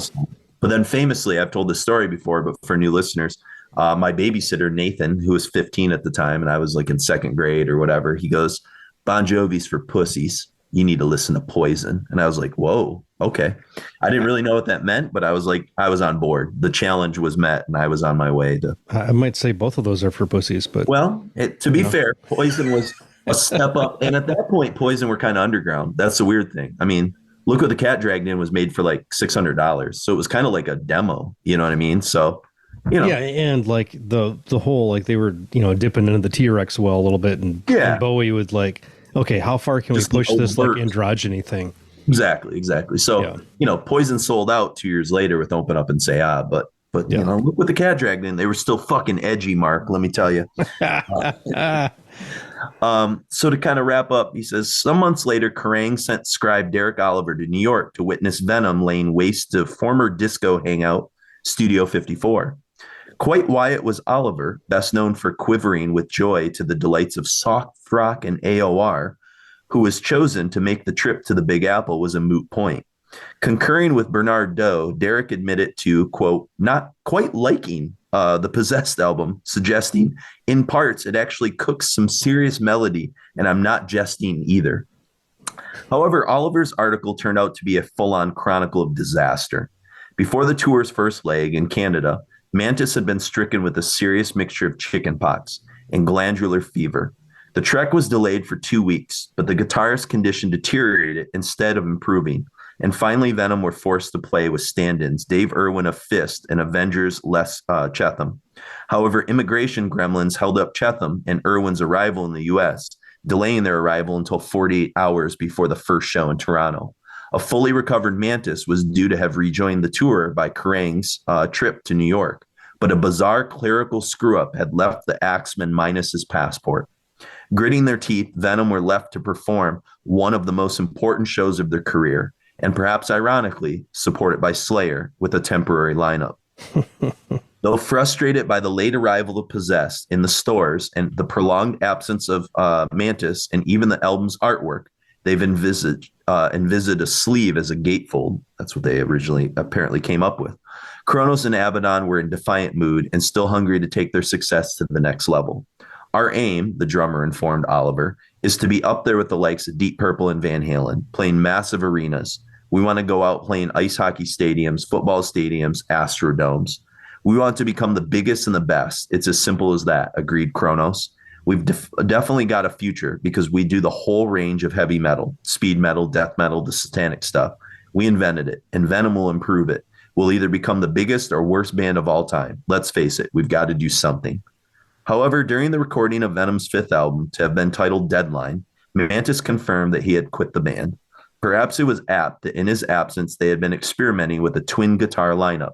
For by the time Venom returned 2 years later with their next studio offering, Calm Before the Storm, they'd swelled to a quartet via the acquisitions of Mike Hickey and Jim Clare. But that's another story entirely. That's another Carcass story. We'll get into the Carcass kind of connections that are coming. So this is just turmoil. I mean, there's really no other way of kind of like, telling this story, but like with just absolute kind of turmoil. Well, it's true. Also, like they kind of like they've been talking themselves up, and the swagger kind of started to get outweighed by other things. Yeah, it's almost like people are like their own hype. Yeah, exactly. Yeah, the chickens are coming home to roost. It's becoming a little like, can you guys actually stand up and is the bluster for real or is this all bullshit? Yeah. Yep. And, to kind of give a little bit more context to sort of what was going on with this kind of wild tour that sort of happened around Possessed. I think this is the last time we're going to turn to a Popoff book for this podcast series. He'll before he's done, he's going to have a couple more though. Yeah, that is true. The most prolific man in metal books. They had actually touched base in America a little bit before. And I wanted to kind of provide like a little bit of context for where this 85 disaster, is kind of such a counterpoint, I guess. When Venom first came to the States, we sent the equipment to the States. When we did the thing with Johnny Z, it was Rock and Roll Heaven thing in 1983. And Venom packed up all the equipment to go into the big warehouse where we had it all. And there was another big shipment, huge big containers that had all the pyrotechnics in it, which was all going to go separately. The last crew of people that packed the gear away just assumed that the other big container was to go with everything else. So they packed it away. Well, it wasn't for days that we went back to the warehouse and realized that the container had already gone. And by the time the container was already on a huge ship, this was like 3 months before the first Venom gig in the States.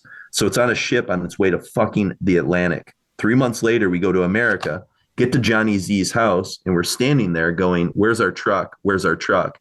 And Johnny couldn't understand why we were nervous, and we're fucking sweating, shitting ourselves, because what if it went up? There was nothing we could do, nobody we could tell. You couldn't turn the ship around. You couldn't bring it back. There was a whole load of fucking pyro going across to America, which must have been done very illegally because the customs guys didn't open it up or anything. And there it was, there it all was. And we opened up the truck and out came the container and there was all the pyro. And honestly, Johnny Z was like, what the hell is that? And we're like, probably enough to blow up half the country. He laughs. So that was fucking real scary because we would have been us. We would have never been playing in the States. We would have just gone to jail forever. So it just seems like they're just destined to have disasters. You know, it's almost like the Sex Pistols. You know, the Sex Pistols did these two very famous tours, one through England where half the shows were canceled because people were like outraged and freaking out. And then they sort of decided to tour the southern states of America to play to like basically Southern hillbillies. And they got fucking in all these fights and all this sort of crazy stuff happening. So it's almost like Venom's like on this disaster course, you know, and again, like Sex Pistols, they sort of bought into their own hype and they're falling apart at the seams. And it's just, I don't know. I think it's a really interesting parallel between these two British bands, you know, that had equally seismic effects, you know, on music, you know. True. But yeah, anyways, I just thought that was an interesting parallel story that they just can't seem to get anything right. But yeah, let's get into it. We already talked a little bit about, you know, Rip Ride and Manitou. Then we're going to hear from Mark Osegueda from Death Angel. And then we got a pair of tunes from Possess. We'll at least, you know, highlight the album a little bit. And, you know, Powerdrive and Flytrap, these are the two I kind of picked. And I don't know if you have favorites from this record. I just kind of went with my gut on. Well, I've already talked about my favorite from the record multiple times. Or not the same from the record. From Nightmare? The single after the record is which we're going to play that too. We're going to play that too, for sure. But I wrote, you know, with Powerdrive, I said, you know, such a weird album and a weird sound. You know, obviously it lacks the punch and the intensity. This is kind of a Motorhead-esque number, I guess. And it sounds, here's the thing that I think is weird about Powerdrive. If you listen to it this way, it sounds like a weird early sub-pop grungy single. Like it wants to be like heavier than what it is, but it has like lo-fi, shitty, like production. And I'm not saying it's good like those early grunge singles, but that was like the only thing that I could kind of find this interesting about this song is it's got like this sloppy fucking double bass that's going on. The production is just so flat. Yeah. It's like a bad Melvin song or like an early like Soundgarden or, you know, something like that or Mudhoney or something weird. I don't know. Anyways, it's no one else is going to hear that but us. But I just kind of like pointed out as something weird with Powerdrive. Well, and even like the titles like Powerdrive and Flytrap are kind of fucking lame. It's weird. Yeah, it's not like there's nothing like pushing the edge of anything. Do you think this is them kind of wanting to assert like a more mainstream title like Van Halen kind of was doing to kind of like achieve this like rock and roll cliche? But I don't know. I mean, everything. Yeah. I mean, just title wise, everything seems to be a little bit more like everything seems to be a little less edgy. For sure. Really. No. I mean, like what Powerdrive, Flytrap. I mean, Satanichrist. Yeah, Satanichrist. I couldn't pronounce it earlier. Burn This Place to the Ground, and you know, Harmony Dies sounds like a Paradise Lost song. Yeah. Possessed. Okay, cool. Drink Hell up, Child. People. There's your first reference. Drink up. Moonshine. That sounds like a Camel song. Yeah. Wing and a Prayer. We know where that came from. Bon Jovi. Yes. Suffer Not the Children. No, Suffer the Children. That's a good song. Voyeur. Mystique. Too Loud for the Crowd is the total Kiss ripoff. Yep. Yeah, you nailed it. You nailed it. The whole thing is just kind of eh. I don't hate Flytrap. That's probably my favorite song on the record, but it's a reach. It's not like a song I'm going to like actively pursue, but if I had to pick a song. You're looking for positivity and I'm looking for it. Yeah, I'm trying, you know. It's classic kind of sound. You know, it's got a little bit more of the crushing rhythm section. But I just wrote, but you can tell the gas tank of creativity was fallow at this point, you know? Yeah. And there's only so much you can do with this type of like, blatant anti-Christianity thing and, evil. You could try to like push more for, Crowley stuff or whatever it might be. But yeah, everything, there's not a whole lot of edge to this record. I mean, even the cover, it's got, two kids and that's Abaddon's daughter. That's in one of the, who it is? Yeah, who's in one of the Venom shirts. And it's just like a shitty negative with this like crappy font of Possessed that they used on Nightmare single as well. And it's just this like everything's just kind of stock and it doesn't even have the Venom logo on it. It's just on the shirts of the kids.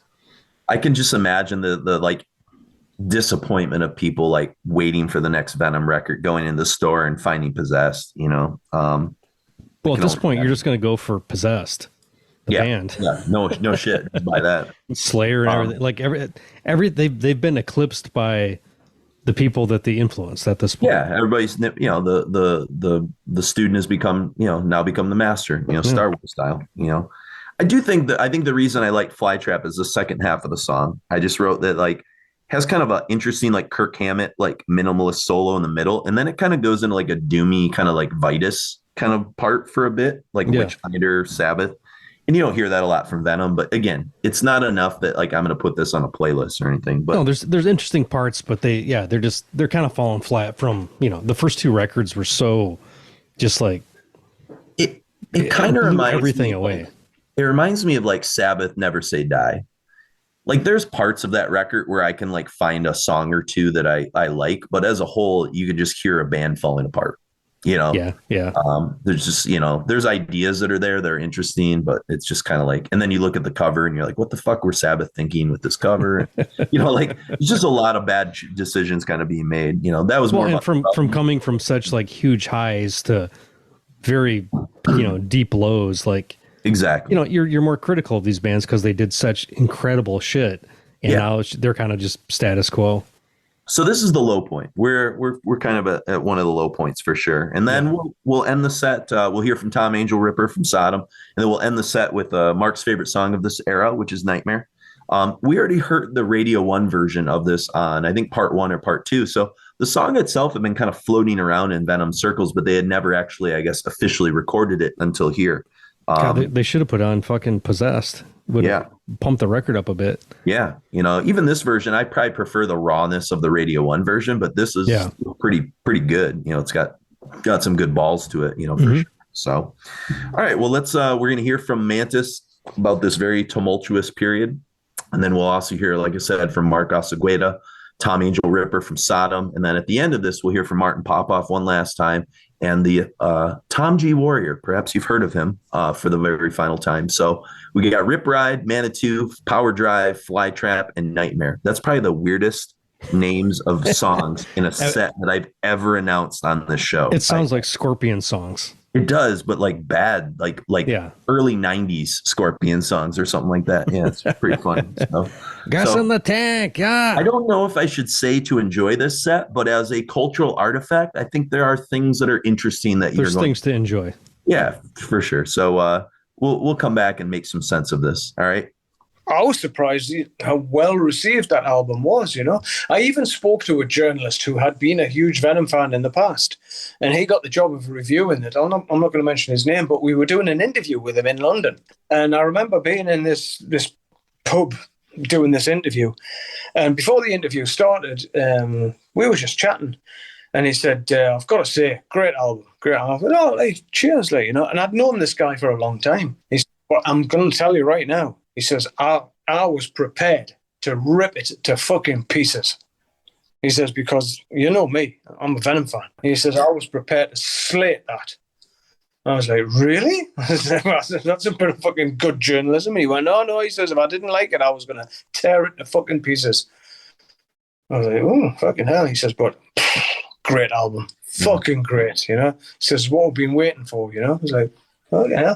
And I think that album brought it back to what it was, sort of back to, not trying to overcomplicate things and getting too fancy with songs like Mystique and, You know, I always say it and things like that. That's why I say I think Primeval would be a good album to follow black metal. I mean, I remember at the time, I mean, when was it? It was probably be about 87, 88 when all this happened, something like that. But I had left in 86, and I left in 86 because of an incident which happened at the Lorelei Festival, well, back at the hotel, actually, in 1985. And I've said countless times, and nothing to do with finance, nothing to do with fucking musical differences, anything like that. Disgusting incident. And at that point, I was like, fuck this. I don't want to be part of this shit. So that was it. I stayed longer than I intended to be perfectly honest. Because I got the phone call about going to Brazil and Japan, and I just went, well, you're getting somebody else. And I just put the phone down. I went, nah, fuck off. But when I got the phone call, I was actually working in the operating theatres of a hospital. And I got this phone call, an internal call, and one of the nurses came over and went, there's a call for you in the office. I went, eh? And she went, yeah, it's an outside line. I went, well, we can't get, I thought we weren't allowed to have, she went, I don't know. She says, the phone's anyway. So I went over and it was Eric, the manager of Venom. Hello, Jeff, and all that. I went, oh, she says, what do you want? And it was literally like that, what do you want? And I went, I tell you what, Venom reunion. He went, well, not really. I went, mate, I'm not fucking interested. You know, it's like, no. He says, well, will you just go and meet Tony? You know, fucking, and this was Tony Bray, Abaddon. And I said, all right. So I went and I met him. We met in a Kentucky Fried Chicken in Newcastle City Centre. And I listened to his fucking bullshit. And then at the end of it, I just went, no. See you. So I had refused. I wasn't going to do it. I mean, I had just done the Winds of Change thing. And I've said before, we had got an offer to go to Japan to do some shows. And we had done the MTV Headbangers Ball. We did Tommy Vance's Friday Rock Show. The album actually got really good reviews and everything, you know. And we were just having a good time doing it. And it was so relaxed and easygoing. And then this whole Venom thing raised its head again. And at that point, Al Barnes was in the band with me, you know. And he was a good friend as well. So anyway, there was more meetings went on. But then, then they said, oh, well, we've got Tony Dolan. And I was like, oh, right, okay. I said, oh, no, it's not Kronos anymore. You know, we're going to get Tony Dolan involved. And I was like, right, okay, yeah. And in the meantime, they were telling Tony that I was already on board, which I wasn't. So I thought Tony was coming in. He thought I was coming in. Neither of us had said yes. But we found out that it had been done out of desperation because they had already been to see Music for Nations. And they had taken in the Deadline demos, the last demo tape of Venom. And that's how they got the deal. Abaddon signed as Venom. But we didn't have a fucking band, did he? They needed a fucking band. They needed a band quick. And more so, they needed somebody to write the fucking songs for them. And myself and Tony set about writing. Tony actually wrote more than me. Because I think he grabbed the opportunity with both hands, you know, and fucking really went for it. Of course, I wrote as well, you know. But... on a percentage point of view, he did write slightly more than I did for that album, and for the other two as well, for Temples of Ice and everything. And I have to say, at one point when we played the Marquee in London, it was probably the best the band had been musically, as a unit. Abaddon's playing, all of us.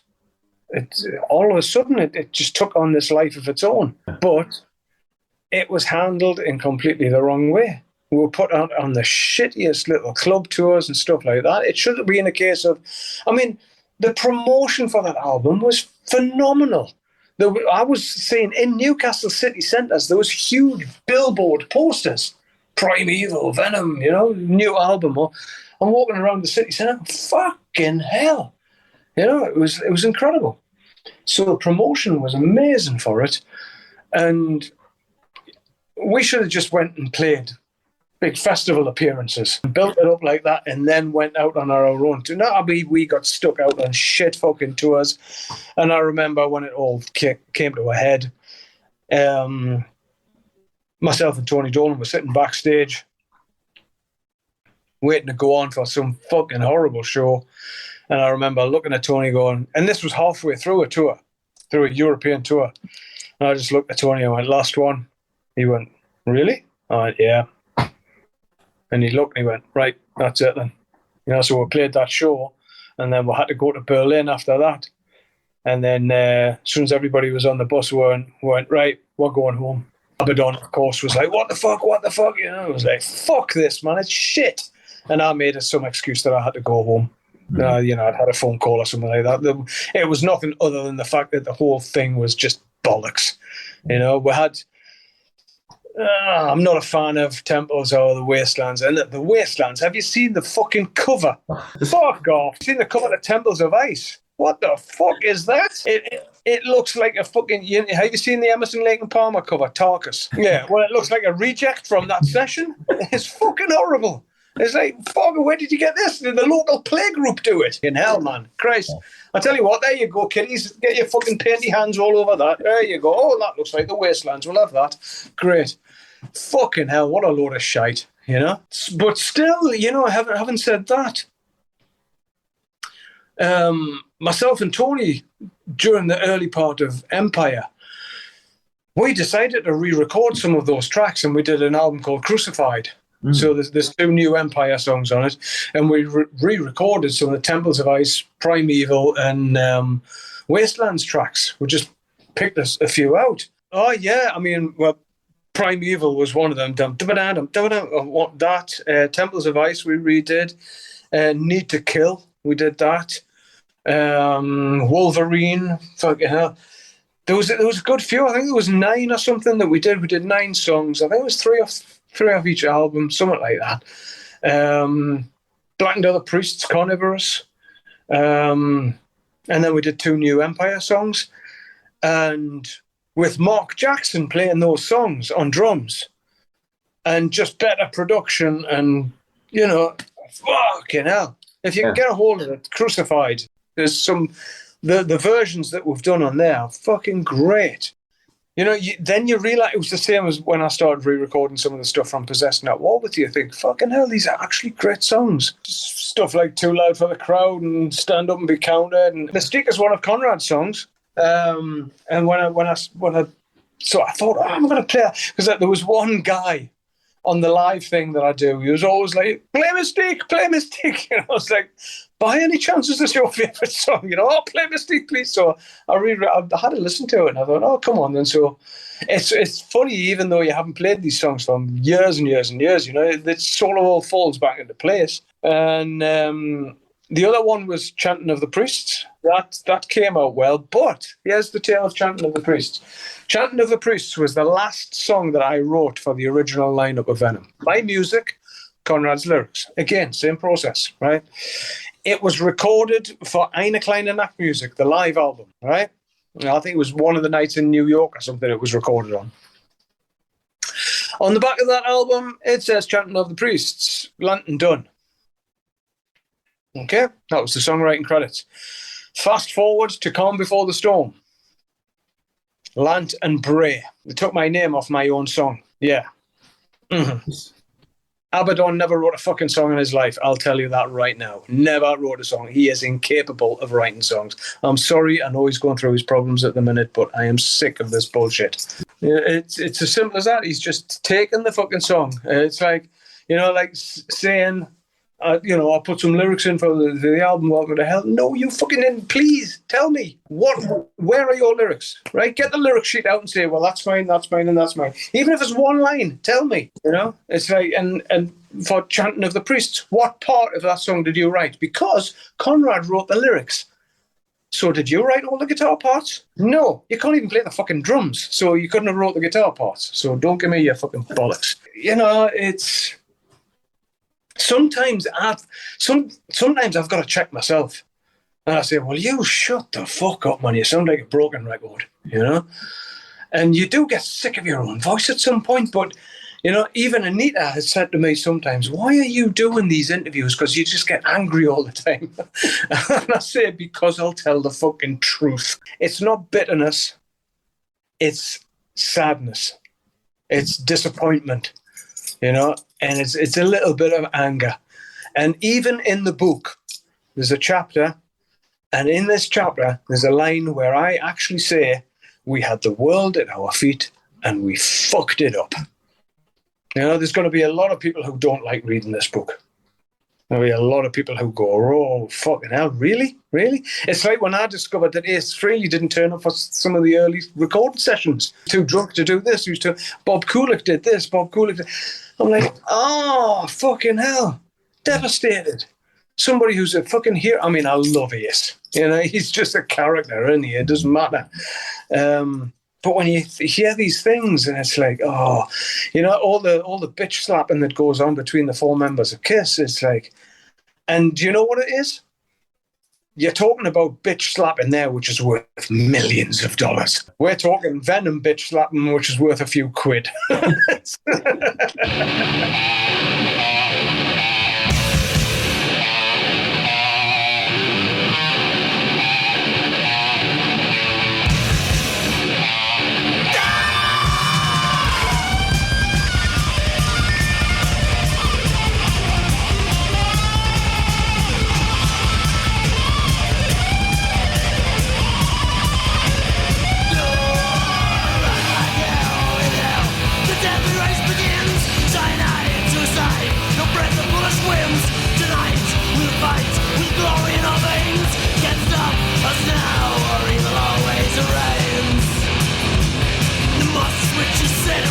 got the only key. Rip ride.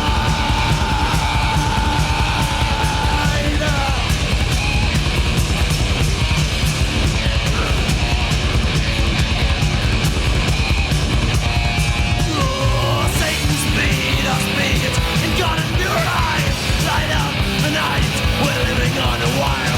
We choose, you lose, nobody catches fire. We're free, you see, we live by our desires. Right evening and nocturnal, living free, live right.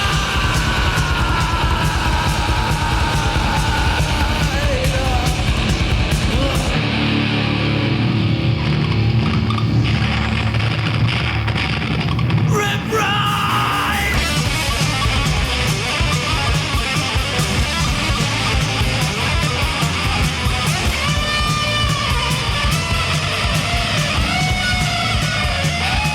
Come on, take it.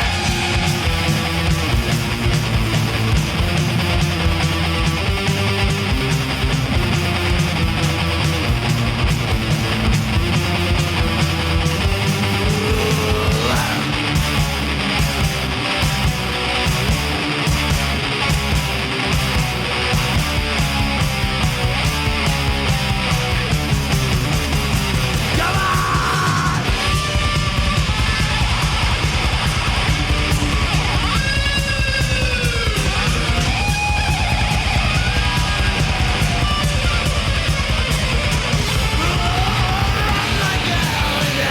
The deadly race begins. Cyanide, suicide. The present foolish whims. Tonight we'll fight with power in our veins. Can't stop us now. Our river always rains. The Moses which is set and we have got the only key. Rip ride. Oh, rip ride.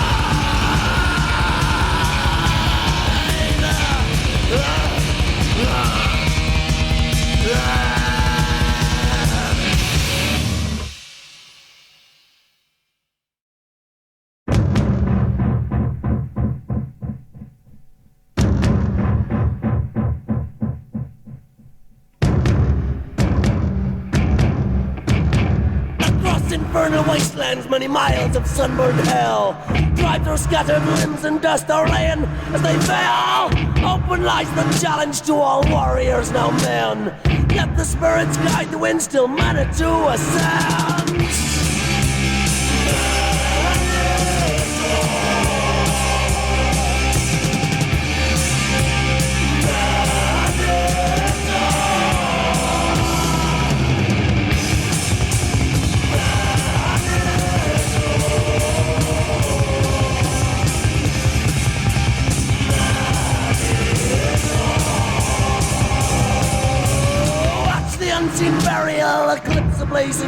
rise.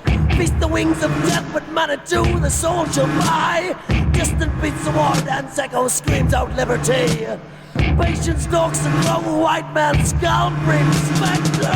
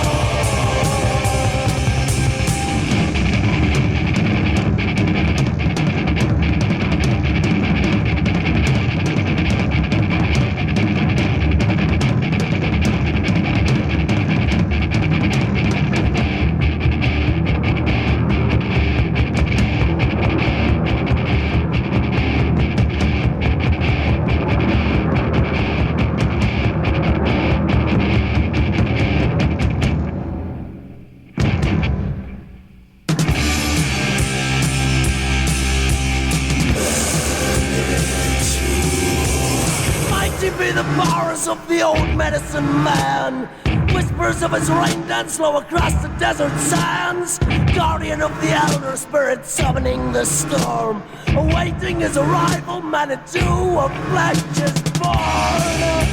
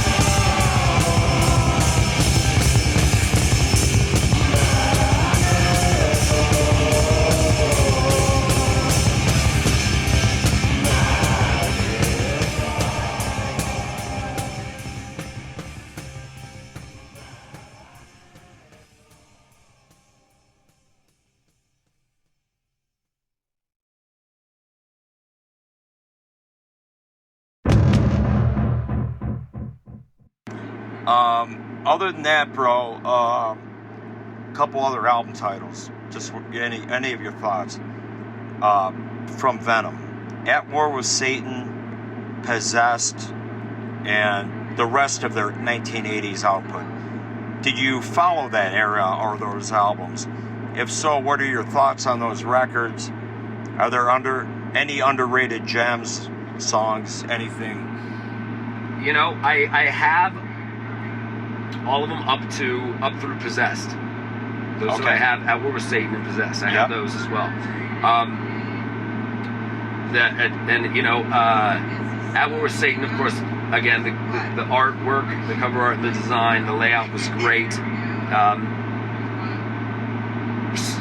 And for me, song-wise, that's when it kind of started slipping away from me. But, Venom has always remained very relevant for a lot of people. I remember, I guess, one would be, Manitou. I remember Manitou. That was one that stuck out. And, gosh, what would be... It's hard off the top of my head to remember, but I still have those on vinyl. And but the that's cool. Yeah. But I can't, to me it was definitely, the first 2 records. I had some of the EPs, the Acid Queen, Picture Disc, and a lot of their singles on, blue vinyl on Neat Records. Yeah. I had all that stuff. But Neat Records, yes. Yeah, that's for sure. Right, yeah. And I think, but, what really stood out for me were definitely the first 2 records and the, the few singles that came off them. But I still have those other 2 records, but they didn't affect me the same way, yep. As the other 2. Not to disregard them, because I know a lot of people, other than me, really enjoy those albums as well. But off the top of my head these days, if you asked me when I was maybe 17, 18, I'd probably have a much more thorough answer.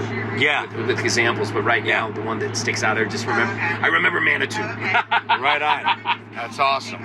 All right, and last question. Yeah. Outside of first discovering Venom at the Record Vault, they're in the Bay Area.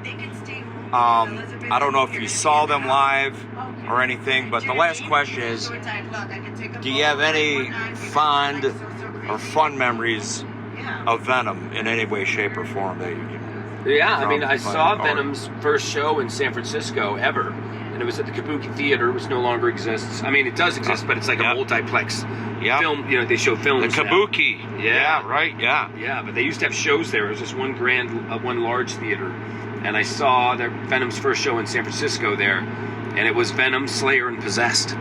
Yeah. Oh, right. Yeah. Wow. Fuck yeah. Yeah, and I believe it was for At War with Satan, for that record that came out. It was touring for that. Okay. And that show was monumental. Ask anyone who was at that show in San Francisco. Because Possessed was just coming up. They had a huge buzz in San Francisco, and they had a huge buzz in the underground tape trading trade. And they were kind of to a certain degree one of the early kind of thrash bands, beginning death metal bands, that had blatant, flagrant influence from Venom. Right. You know what I mean? So they opened the show, and it was great because they were hometown heroes.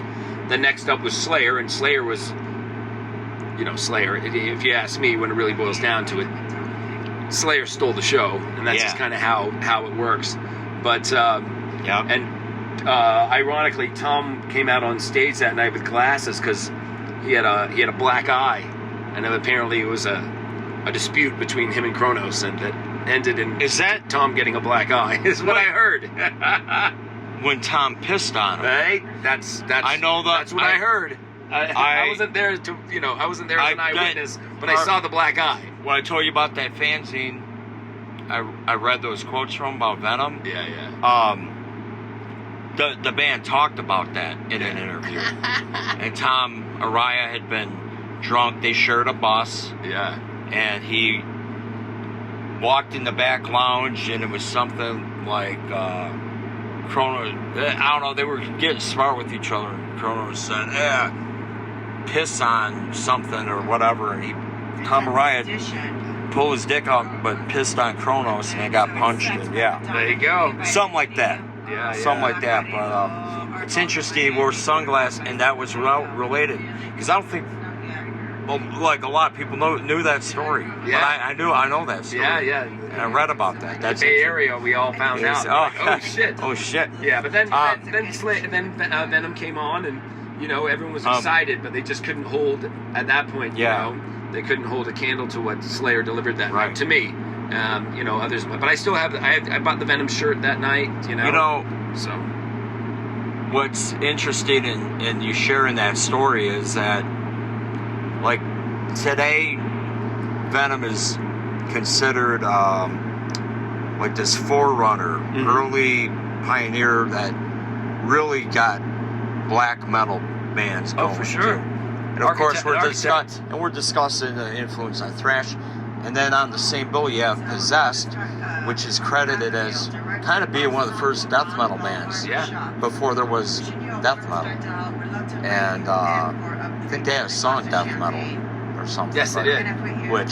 So, that, me being a fucking metal dork nerd, it's like, hey, wait, you got these death metal pioneers and black metal pioneers on that show. That's something to see, bro. That's cool you were there. All right, well, thanks for fucking doing this interview for my friends here. And I learned something. This is fun. Yeah, me too. Okay, cool as fuck. So, Mark Osegueda, Death Angel, love you, bro. Thanks, man. Bro. Thank Hell you. yeah. Cheers, everyone. Come on, let's get some hell going down here.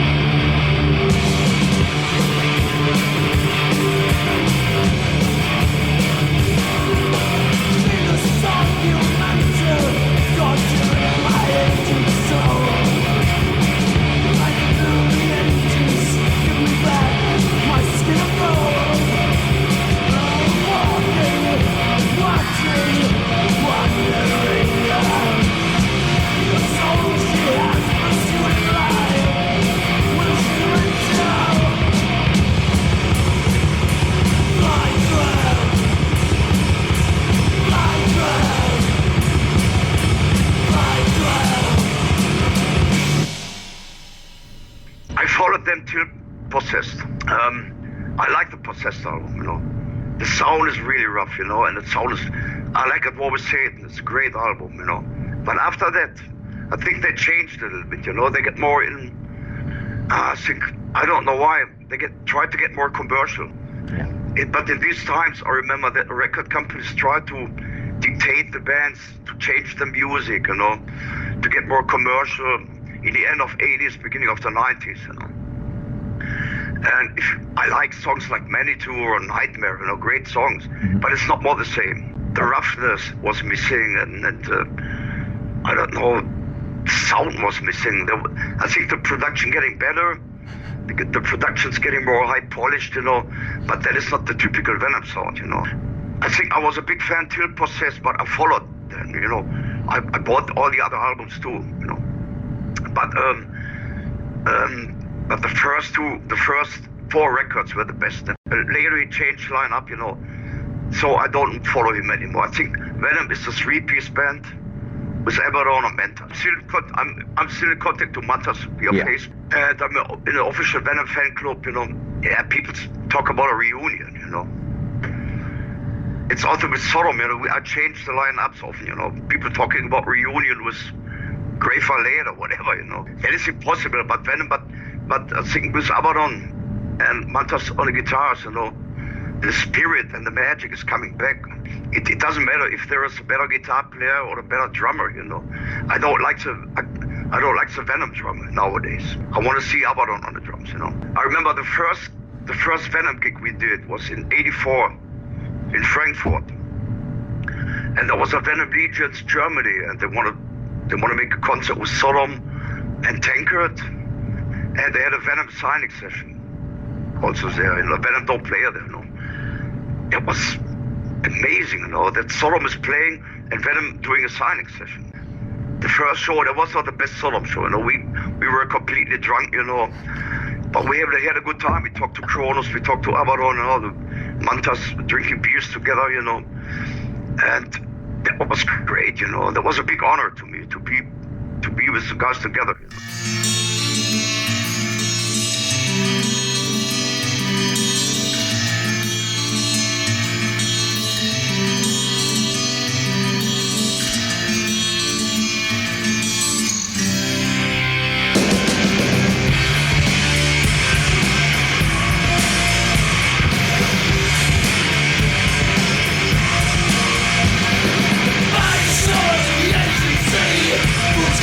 Destiny, let's be the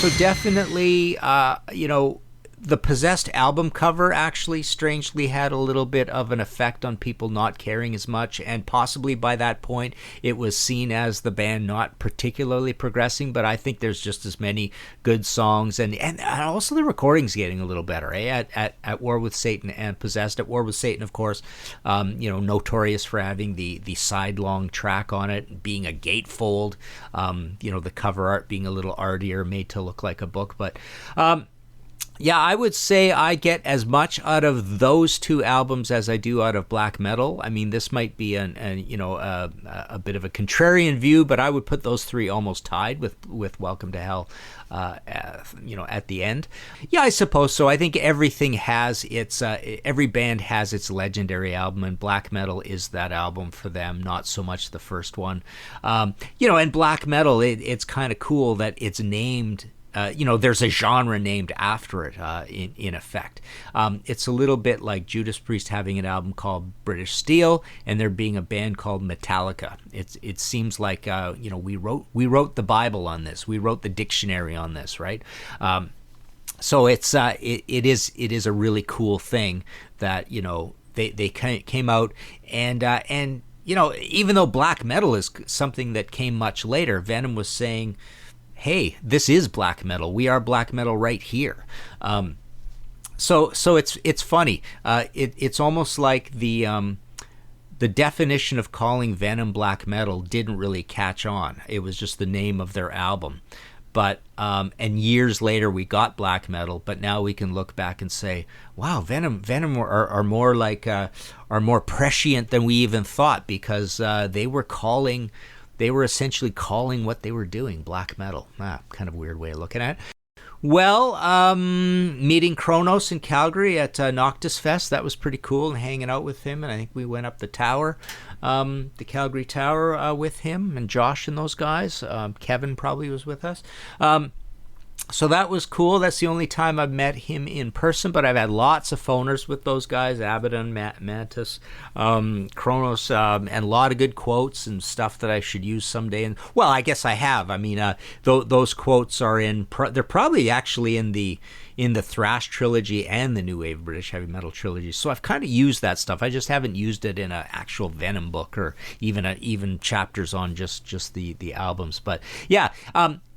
What I would like to say in terms of a fond memory is that those interviews are all really good. Those guys are really insightful and thoughtful about what they've done. All three of them. It's not like they've got like an inarticulate boob in the band. I mean, all three of them were actually quite. Abaddon, we knew was involved in the cover art as well.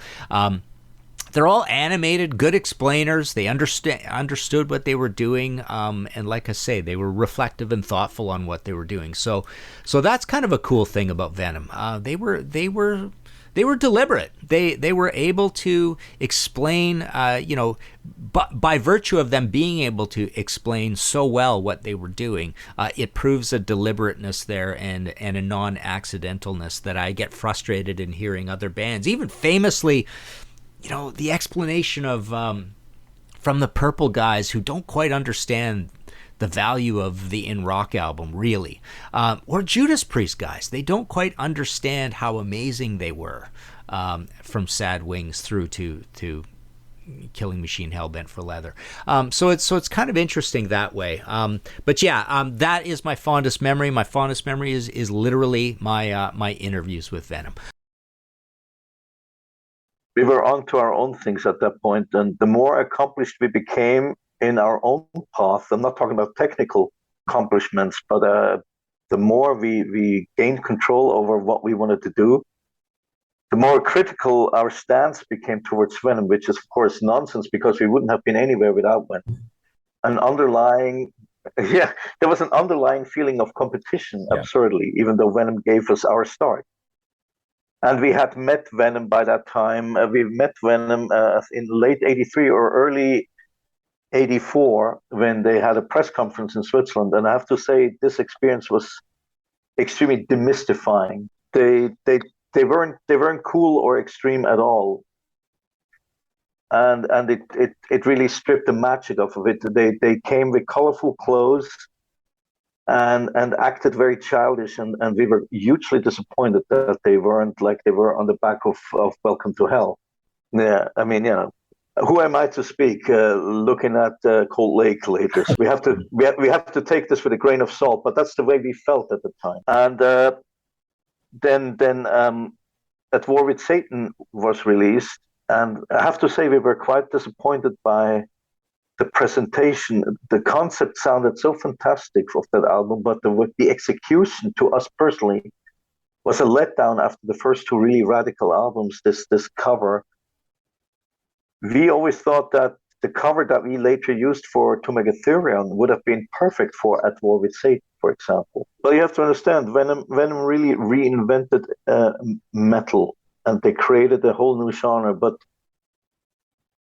it was very fast-living times.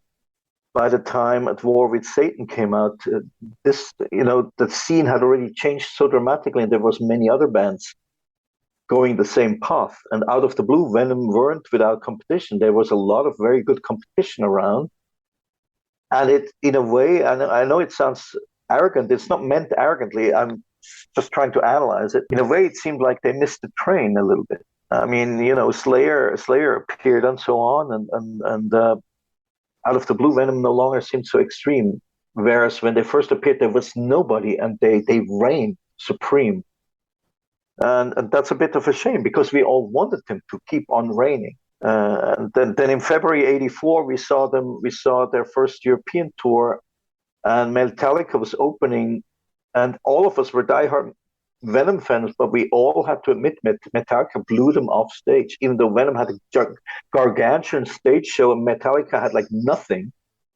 But Metallica kicked their asses, and we were all blown away. We were like, wow, these completely unknown Californians are actually more extreme than Venom in a way. They have the energy that Venom used to have, and we're only talking about the development of like 2 or 3 years. That's how fast the scene moved at the time. Yes, and I have to repeat. I mean, I'm not saying that from the high horse. We all wanted Venom to continue like as they impressed us in the beginning. It's not meant in a ridiculing manner.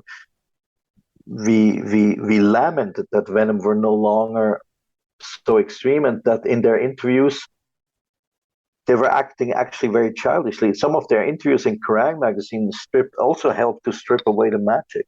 We didn't want this. We wanted nothing more than them being radical. Then for some reason, it sometimes almost seemed like a theater, and for those who had taken them seriously, that was a bitter pill in a way. We didn't want that.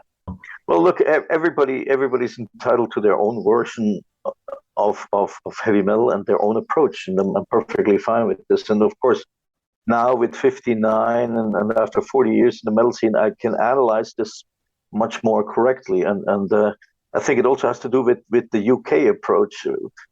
I know a lot of those bands personally by now, and I know a lot of decisions are made in the pub in a very relaxed atmosphere, maybe with some alcohol and so on. Whereas Martin and I, being completely abstinent, and we were like overthinking everything and taking everything totally seriously, and at least for a while there. And of course, that was a mismatch. But we didn't know all of these things back then. Everybody was very young, including Venom. Well, during the high times of Venom, like around the first album or between the first and the second album, when they really reigned supreme in our minds, we lived in tiny farm villages out in the countryside, and our rehearsal room was in a neighboring farm village that was even smaller, and we had to walk to go to rehearse. We had to walk to a forest and through fields, like in some horror movie. And in one of those fields, there was a tiny little wooden shed. I mean, maybe 20 foot by 20 foot, really small wooden shed that was halfway falling apart. We always said, that's probably the rehearsal room of Venom. We imagined this is exactly how it must be. They're like in nowhere land, in near a forest, in a tiny shed, and making their satanic rituals in there. So every time we walked by, they were like, "Wow, this is like Venom's rehearsal room," and we made up all of these sceneries in our heads. And a few years ago, I actually went to see, but unfortunately, that shed has been torn down. It was just a childish little thing how we rationalized how Venom must exist. I know in times where every band has their own coffee line and stuff, it's no longer so underground and mystical, is it? Every period has its justification, and but it's also nice to be slightly nostalgic at times, especially in light of certain things that certain Scandinavian bands have done and are doing. I'd rather prefer Venom being harmless, be people being killed because they're homosexual or whatever. I'd rather have Venom being demystified than criminals. What can I say? That was Nightmare from the Nightmare 12-inch. Then we heard a pair of tunes from Possessed, Flytrap, and Powerdrive. And then we heard the Manitou from the Manitou single in '84. And then one last tune from At War with Satan, Rip Ride. Of course, more storytelling from Mantas, and then the final time from Mark from Death Angel, Tom from Sodom, Martin Popoff, and Tom G from Hellhammer and Celtic Frost. Mark, I don't know if you're Triptychon. Familiar with those bands, but they're pretty good. I got a couple tattoos. Yeah. Did a book about one of them, but I like them. I think they're pretty. I think they might.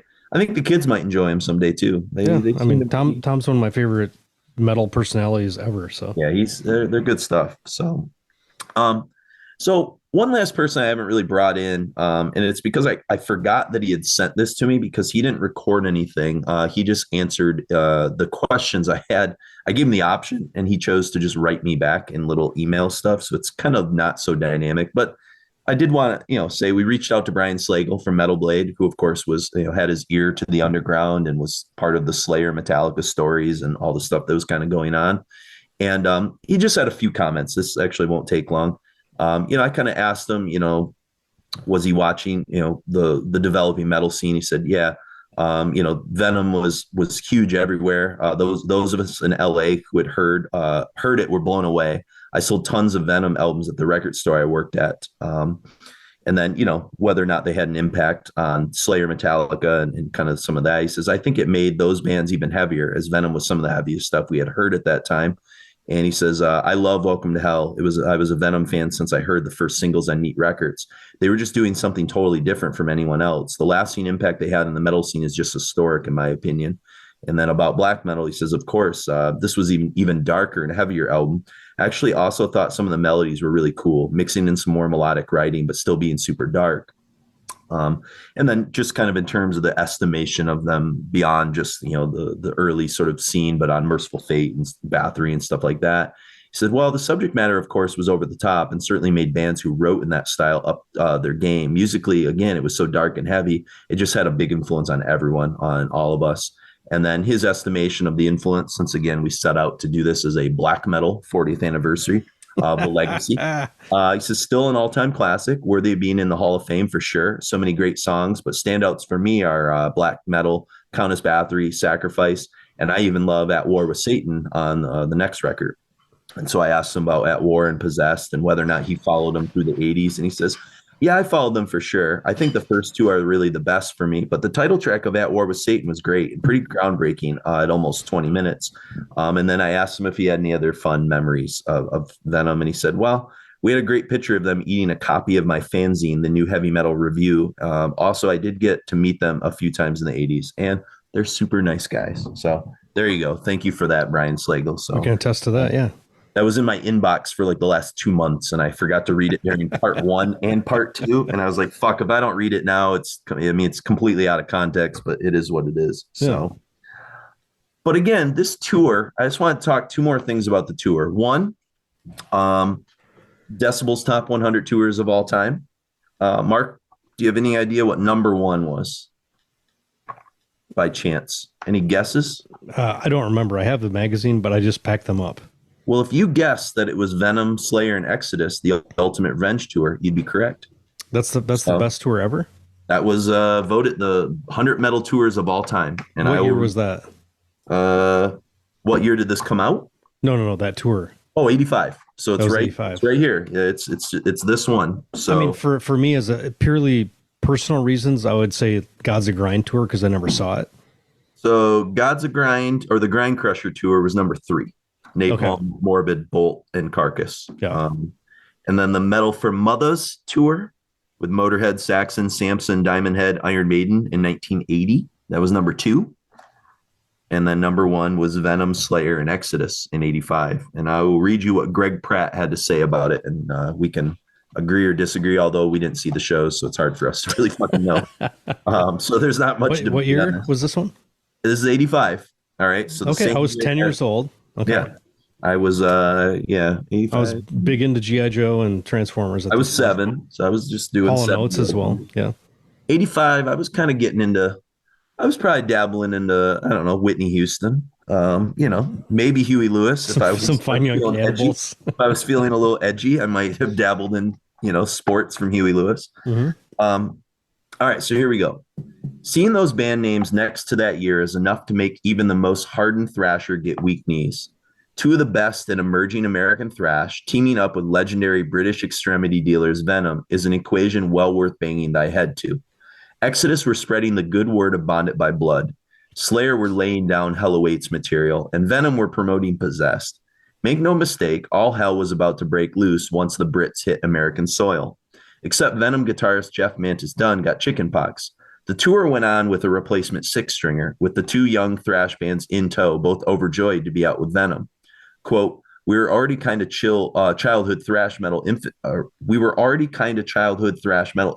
buddies with Slayer, and Venom were heroes of ours, and Slayer, well, still are to this day, says Exodus guitarist Gary Holt. We were certainly excited. We're out there just wrecking havoc every night. Exodus were always known for never shying away from property destruction or anything like that. It's awesome. Playing with Venom, hearing them play black metal every night was awesome. The bands were accosted by religious protesters in Winnipeg. Slayer's then drummer, Dave Lombardo, surprised them by agreeing to do a civil interview with them. And they played a show at the legendary disco club Studio 54, immortalized on the Combat Tour Live Ultimate Revenge video. Yeah, Slayer, that's on YouTube now. Have you seen that? Okay. Yeah. There you go. We could watch it and then we could weigh in on this. And Slayer vocalist bassist Tom Araya almost used Venom bassist vocalist Conrad Kronos's hair as a toilet. Lombardo says it all got smoothed out at the end, but not before Lant retaliated. We were all drinking and we were hammered. Kronos was in the back of the bus. Tom comes in fucking punch drunk. He says, where's the fucking bathroom in this thing? Kronos, being Kronos, just says right here. Just piss right here. So Tom pulled out his dick and pissed on Kronos. We're like, oh shit. Kronos gets up and just grabs Tom. I think his pants were still down, and he punches Tom in the face. However, Venom drummer Tony Abaddon Bray remembers the situation a bit differently. Same Araya intimacy, just less urine. He didn't piss on him, but he did stick his dick on Kronos' shoulder, says Bray with a laugh. We talked about this in the previous episode. We did in part 1. Yeah. Kronos jumped up and nutted him in the face. Tom's nose exploded. Of course, it was left to me to pull a raging Kronos off Tom and calm everything down. So I can just imagine like nudity, piss, and blood all kind of happening. Well, and all the testosterone that's, Kronos has always been a fairly large guy. I think probably that tour is it's the passing of the torch more than the Metallica tour, I think, because I think you got Slayer and Exodus at like peak power, like peak visceralness, right? Like Slayer's never scarier than that moment right after Hell Awaits, right before Rain and Blood, because they're like kind of in that sweet spot. And then Exodus, of course, with Bonded by Blood, right? That's like the sweet spot for them. And so I'm sure the people that saw those, even if Venom was like a little bit off their game, like they still probably walked out of that mesmerized by that tour. Like, what the fuck did we just see? Well, I don't know if we see these tours don't really happen as much anymore, where there's this band, that's this legacy band almost at this point for them, which is crazy because they've only been around, a handful of years. Yeah. But when you're opening up with, maybe it's like, it's not even the same thing, but like there's the whole dynamic of everything's different. I'm thinking of like Immolation and Blood Incantation touring together, but they have such like a deep respect for each other that there's not like this one-upsmanship, like, because both bands are kind of at their peak right now. But for Venom, for Possessed, and then fucking Slayer opening, like drum wise, people are just going to be like blown fucking away. Yeah. There's no contest whatsoever. And even like subject matter, I don't know what the set list was for this, but they're playing necrophiliac, and they're going there. You know what I mean? Well, I'm wondering like what Venom's playlist, Oh, like if they were I'm sure pulling play more most shit of the off the new classics, record, you know, or I think there was classics, a few things that were kind of happening then. Because when we saw him in '97, it was still, you know, mostly classics, a handful of things off Cast in Stone. Yeah, it was mostly hits. I think they got kind of wise to that. And even Actually, that's the double CD had, you know, all the re-recordings of, you know, basically all the hits. Yeah, absolutely. And speaking of Slayer, this is kind of interesting. This is from the Terrorizer History of Black Metal, and at the very beginning they talk about Venom a little bit, and they sort of said, you know, Slayer copped Venom's no hold barred fuck you attitude, added tighter musicianship, and took the sound to another level. Slayer themselves were the first band following Venom to openly have a black image, which led to them being dismissed as satanic rubbish circa their debut album. From their lyrics to their artwork and their image, they even had eye makeup, obviously, on the sleeve of Show No Mercy, which has continued to this day with the artwork of 2006's Christ Illusion causing worldwide offense to a number of God-fearing countries. Oddly enough, while Metallica had no problems with name-checking Venom, see Kirk Hammett's badge on the rear sleeve of Kill 'Em All, the bands that are now perceived as properly following in their footsteps cannot be accused of following the same line. Indeed, they were practically tripping over themselves to deny any influence or even knowledge of the band whatsoever, even if their music gave the game away. Certainly, there was no love lost between the statesmen and the newcomers. Venom would frequently castigate such groups as being nothing more than weak imitations, to put it politely, whenever a tape recorder was stuck in front of them. While their ever-creeping influence over the years is undeniable, Venom themselves were not in most enviable positions in the wake of black metal. Far from being a call to arms, the band were believed to have hit a musical peak and were not exactly receiving the major success treatment, releasing 2 further albums to an ever-increasing critical panning. It was the 1984 Seven Gates of Hell tour, with Metallica's support, and appearances at key European festivals that sealed their reputation and legend, with an OTT live show that was closer to makeup-era Kiss with flash bombs and dry ice aplenty. Despite those shows increasing the band's profile, their refusal to play anywhere without their full stage show only served to fuel the accusations of non-musicianship, especially when the bulk of the 1985 UK tour was canceled for that reason. And worse, the cost of taking that show to America broke them financially. And with Possessed being seen as a major disappointment at the time, the original lineup broke apart after a problem-afflicted US tour. So, interesting context to all that, I would say. Yeah. A little bit more about this kind of era, and this comes from Kronos, and this comes from the Jeff Barton article from 2019 talking about the Venom shows. This is Kronos. He says, I'd consider dropping the pyro to get back to the way we were with the early albums, raw and ferocious. We never had much pyro at first. Even the first video only had small theatrical flash at the start and end, plenty of smoke, though. I think the legend of Venom's pyro show is a myth. People say we had 1 million effects in each song at the Hammersmith Odeum, where Venom finally headlined that London venue at the At War with Satan tour. But it's like Chinese whispers. Check the video out. There's not much there, really. I'd like some sort of stage show, of course, but in light of all the terrorist shit, it's going to be even more impossible to cart a boatload of pyro around the world, isn't it? I'm seriously considering nixing the bombs. It would make life a lot easier. Plus, we could play a lot more of the venues. But as Abaddon assisted at the time, quote, this band is fucking brain melting. At Hammersmith, we were recorded at 147 decibels before they switched the PA on. Or as the mustachioed Mantas responded, quote, we don't do gigs, we do shows. It's massive. If you stand at the front, you're going to get your head blown off. In many ways, Venom's gory years revolved around their first 3 albums. Possessed, released in 85, failed to match the satanic majesty of the previous releases, and the band began to stray into bog-standard heavy metal cliche territory with tracks such as We're Gonna Burn This Place to the Ground and Too Loud for the Crowd.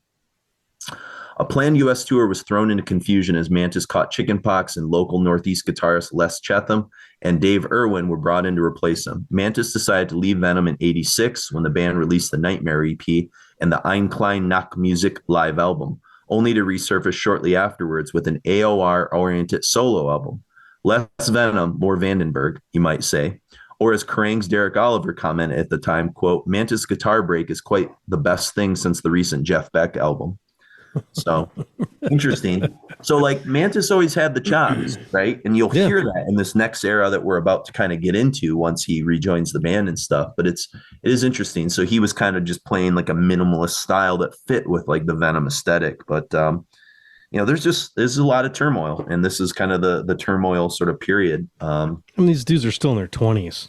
Yeah, they're young, angry. It's kind of like the stuff with Mustang and Hetfield and stuff. They didn't really know how to probably talk to each other very well. Now, what's Mustaine, 60?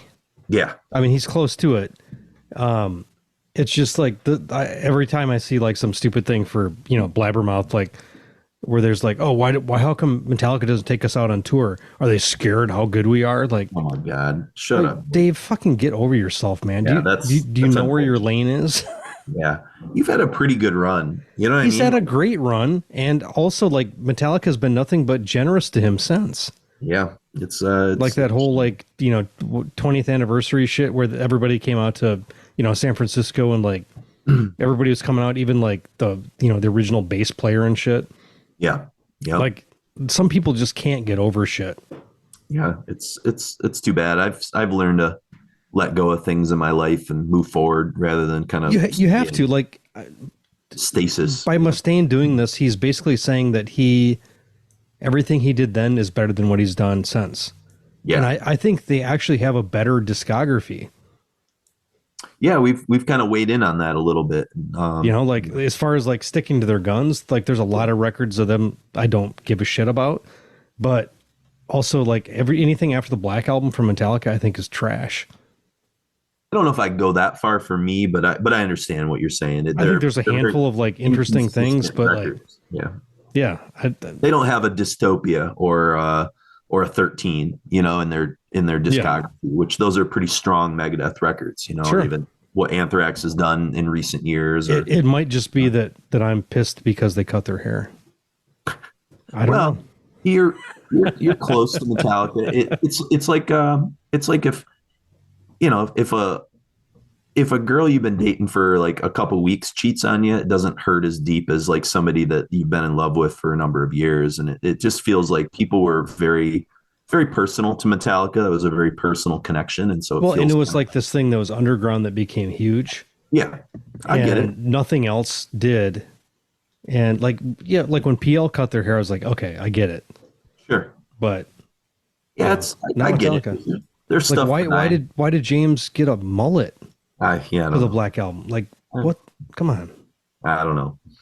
So after Mantas leaves, Metallica's this whole pit of conversation. This could be an entire fucking show. We're trying to keep this episode short, Mark. The fans have spoken. After Mantas leaves, we get a slew of compilation appearances: American Assault, French Assault, Scandinavian Assault, Japanese Assault, German Assault, Canadian Assault. Put out by these various labels. Roadrunner puts one out, VAP, Combat, Sonam. You get a ton of like live records and splits, and the only one that really matters is the Ein Klein Nacht Music that we played something from in part 2. Mm-hmm. Before Kronos and Abaddon add future Carcass guitarist Mike Hickey, who played live with Carcass from 93 to 94, is also, I didn't know this, the bassist with Cathedral Live from 92 to 93, according to Metal Archives. So yeah, that was before they ever hit the States. So yeah, that was because when did Scott join up with them? Was it right after that? It was for Ethereal Mirror. Okay, yeah. So like when they were opening with King Diamond. Oh, King Diamond. Okay. When did they open for Sabbath? Was that Dehumanizer tour, or is that a little later? Oof, I don't. That Carnival Bazaar. That might have just been a show. Okay. Yeah, I couldn't remember. Because Carnival Bazaars were like Iommi did a solo for him. Yeah, for sure. And Utopian Blaster. Yeah. And then they get Jimmy Clare, also as guitarist. And I didn't know this too, that Mike Hickey actually played with Kronos's on his solo era. He was with them, and he played with Venom again in 05 through 07, which that's the era of Venom I don't really pay attention to. But yeah. So Hickey's apparently had a pretty tight relationship with Kronos through the years. So well, and I think he's basically kind of a like a studio musician. Yeah, like he's a good player, but I don't know if he's ever done anything of his own. Yeah, exactly. Here's what Kronos has to say as we kind of move on from this era. He says, I like the songs Unpossessed. What let it down was the production and the band's aggressive input or lack of it. We should have rehearsed the songs before going into the studio. And the way we did the other albums and the songs are good songs, but I just had to record the album by showing them each song. Then once they grasp of the tune, we'd record it. Then I put all the singing on later. So the songs don't really have a chance to settle and find their true speed. I do think the songs in the album are good. Yeah, they could have been recorded better. And the album got bad press from the people at the time, and it deserves better. So Kronos just always seems to kind of like Mustaine. He always has kind of like a reason. Yeah, there's an excuse. Mantas is always pretty honest. He's like, no, that album sucks. So I don't know. I guess we'll let you, the fans, kind of weigh in on where you think. But he continues. He says, after we released the double live album, Ein Klein Nach Music, we started work on the 5th studio album that was going to be called Deadline. But all the ideas from the guitarists were just wrong, not Venom at all. They were terrible guitar pieces. He ended up using it as solo stuff and not at all right for Venom. Again, grain of salt. And let's see. And so the guitarist was asked to leave, and he became visibly depressed, and his selfish and costly demands were causing friction between the members. So it was decided he had to go. I think Mantas is going to have a counterpoint to all this, So this is kind of where these guitarists are sort of brought in, and so it's kind of interesting. So they start kind of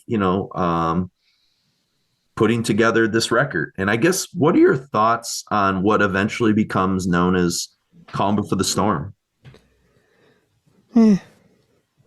It's okay. Yeah, it's a really weird record. There's I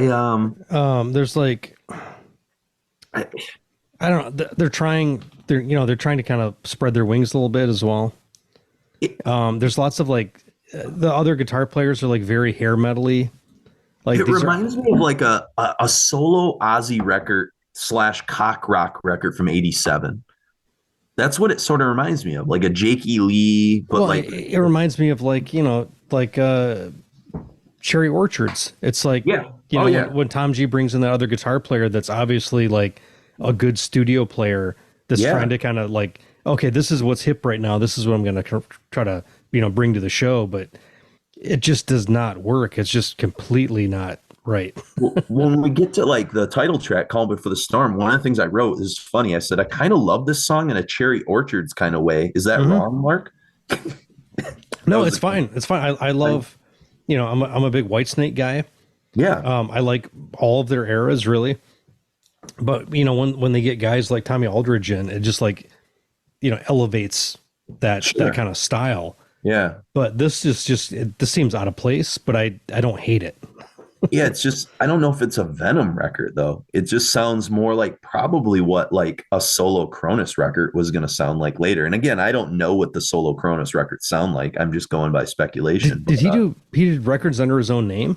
Yeah, he went on after he leaves after Calm Before the Storm, he's doing solo stuff while Venom is doing their own thing. Just called Kronos? Yeah, I believe so. Again, I've never gone down that rabbit hole. I probably should have, but I was so when they were doing Primeval and he's doing stuff. Temples of Ice and stuff. They're okay. Yeah, it's kind of weird. So I've never listened to that shit. Yeah, me neither. So, but Black Xmas. Like I said, it's got a Jakey Lee, Zach Wilde kind of pinch harmonic energy. It's got squeals and chugs, man. That's what I put. Yeah, the mainstream catchy chug sound. Yep. Kronos I put flashy guitar. It's fine. Yeah, it's fine. You can tell the solo is not Mantas. It's a little unmantasy. Kronos. I don't know. What do you think about him trying to sing some melodies throughout these songs? I don't hate it, but it's on what is it? Chanting of the Priests. Mm-hmm. The weird he's definitely trying a little bit more with his range. My question for you about Chanting of the Priests is this is driving me nuts. The song sounds so familiar, but I can't place it. Were you able to it? I don't know who they're ripping off or what it sounds like, but it was driving me crazy. I didn't know if you had any thoughts on that, especially. No, that's another one of those ones, where it's just like with the At War with Satan, it's Sabbath, but it's not completely sad. It sounds so fucking familiar. Okay.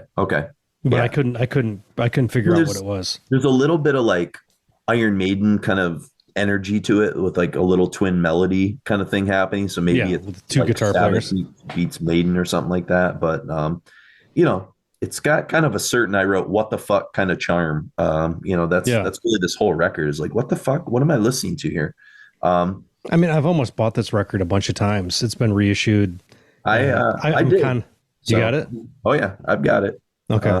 I don't have. I'm a fan of Primeval. Oh, it's great. Yeah, I think have a lot of good things to say about that record. That's kind of where more I'm at. But like, Calm Before the Storm, I've never owned in any kind of capacity, so I'm not super familiar with it. Before we did this whole thing, Gary Schaefer, who's kind of a friend of the podcast, and Chris and I buy CDs from him on occasion, but I was actually staying at Chris's through Thanksgiving. I was kind of talking about this. And I was like, yeah, man, I really want to find those missing records. He goes, oh, Gary's got them right now. You should email them. And I did.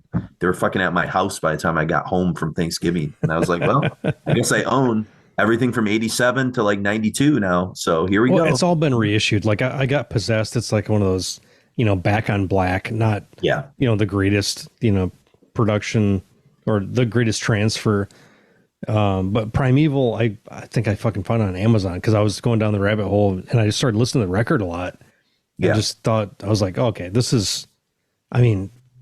Demolition Man he brings a different, je ne sais quoi to the whole experience. For sure. Before we get to the greatness that is Primeval, here's what I wrote about the title track. It's Calm Before the Storm.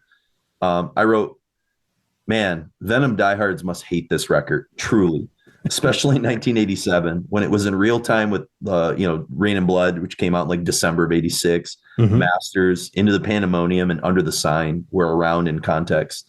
But yeah, this is like the kind of like a Cherry Orchards moment. But I also think like people had been disappointed with Possessed and were kind of like a little mid on some parts of At War, although I think At War in hindsight holds up a lot better. But yeah, this must have like shit the bed for if you were a Venom fan and you walked in and bought this like thinking, oh man, I got Venom, and you went home, like it's definitely not. Well, it's a fine metal record. It's just not a good Venom record. It's just it's not pushing any boundaries. It's like a hair metal, hair metal guitars. Not my favorite. yeah, for sure. It's fine in retrospect, but like. If I was getting these as they were coming out, what a disappointment! Like, because you're expecting Venom to keep pushing boundaries. Yeah. And this is pretty status quo as far as 87 is concerned. It's 87, in a very 87 kind of way, So, but I want to whet the appetite. Well, I think we want to come back and devote a lot of time to Primeval. So let's hear this trio of tunes from Calm Before the Storm, Black Xmas, the Chanting of the Priests, and the title track. And then we'll hear two songs at the end of this set, Primeval, the title track, and Parasite.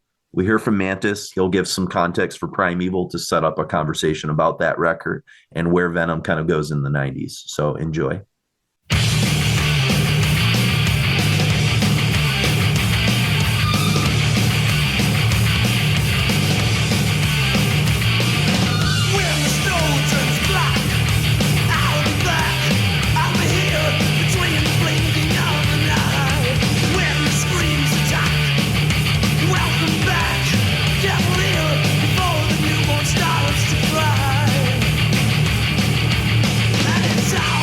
In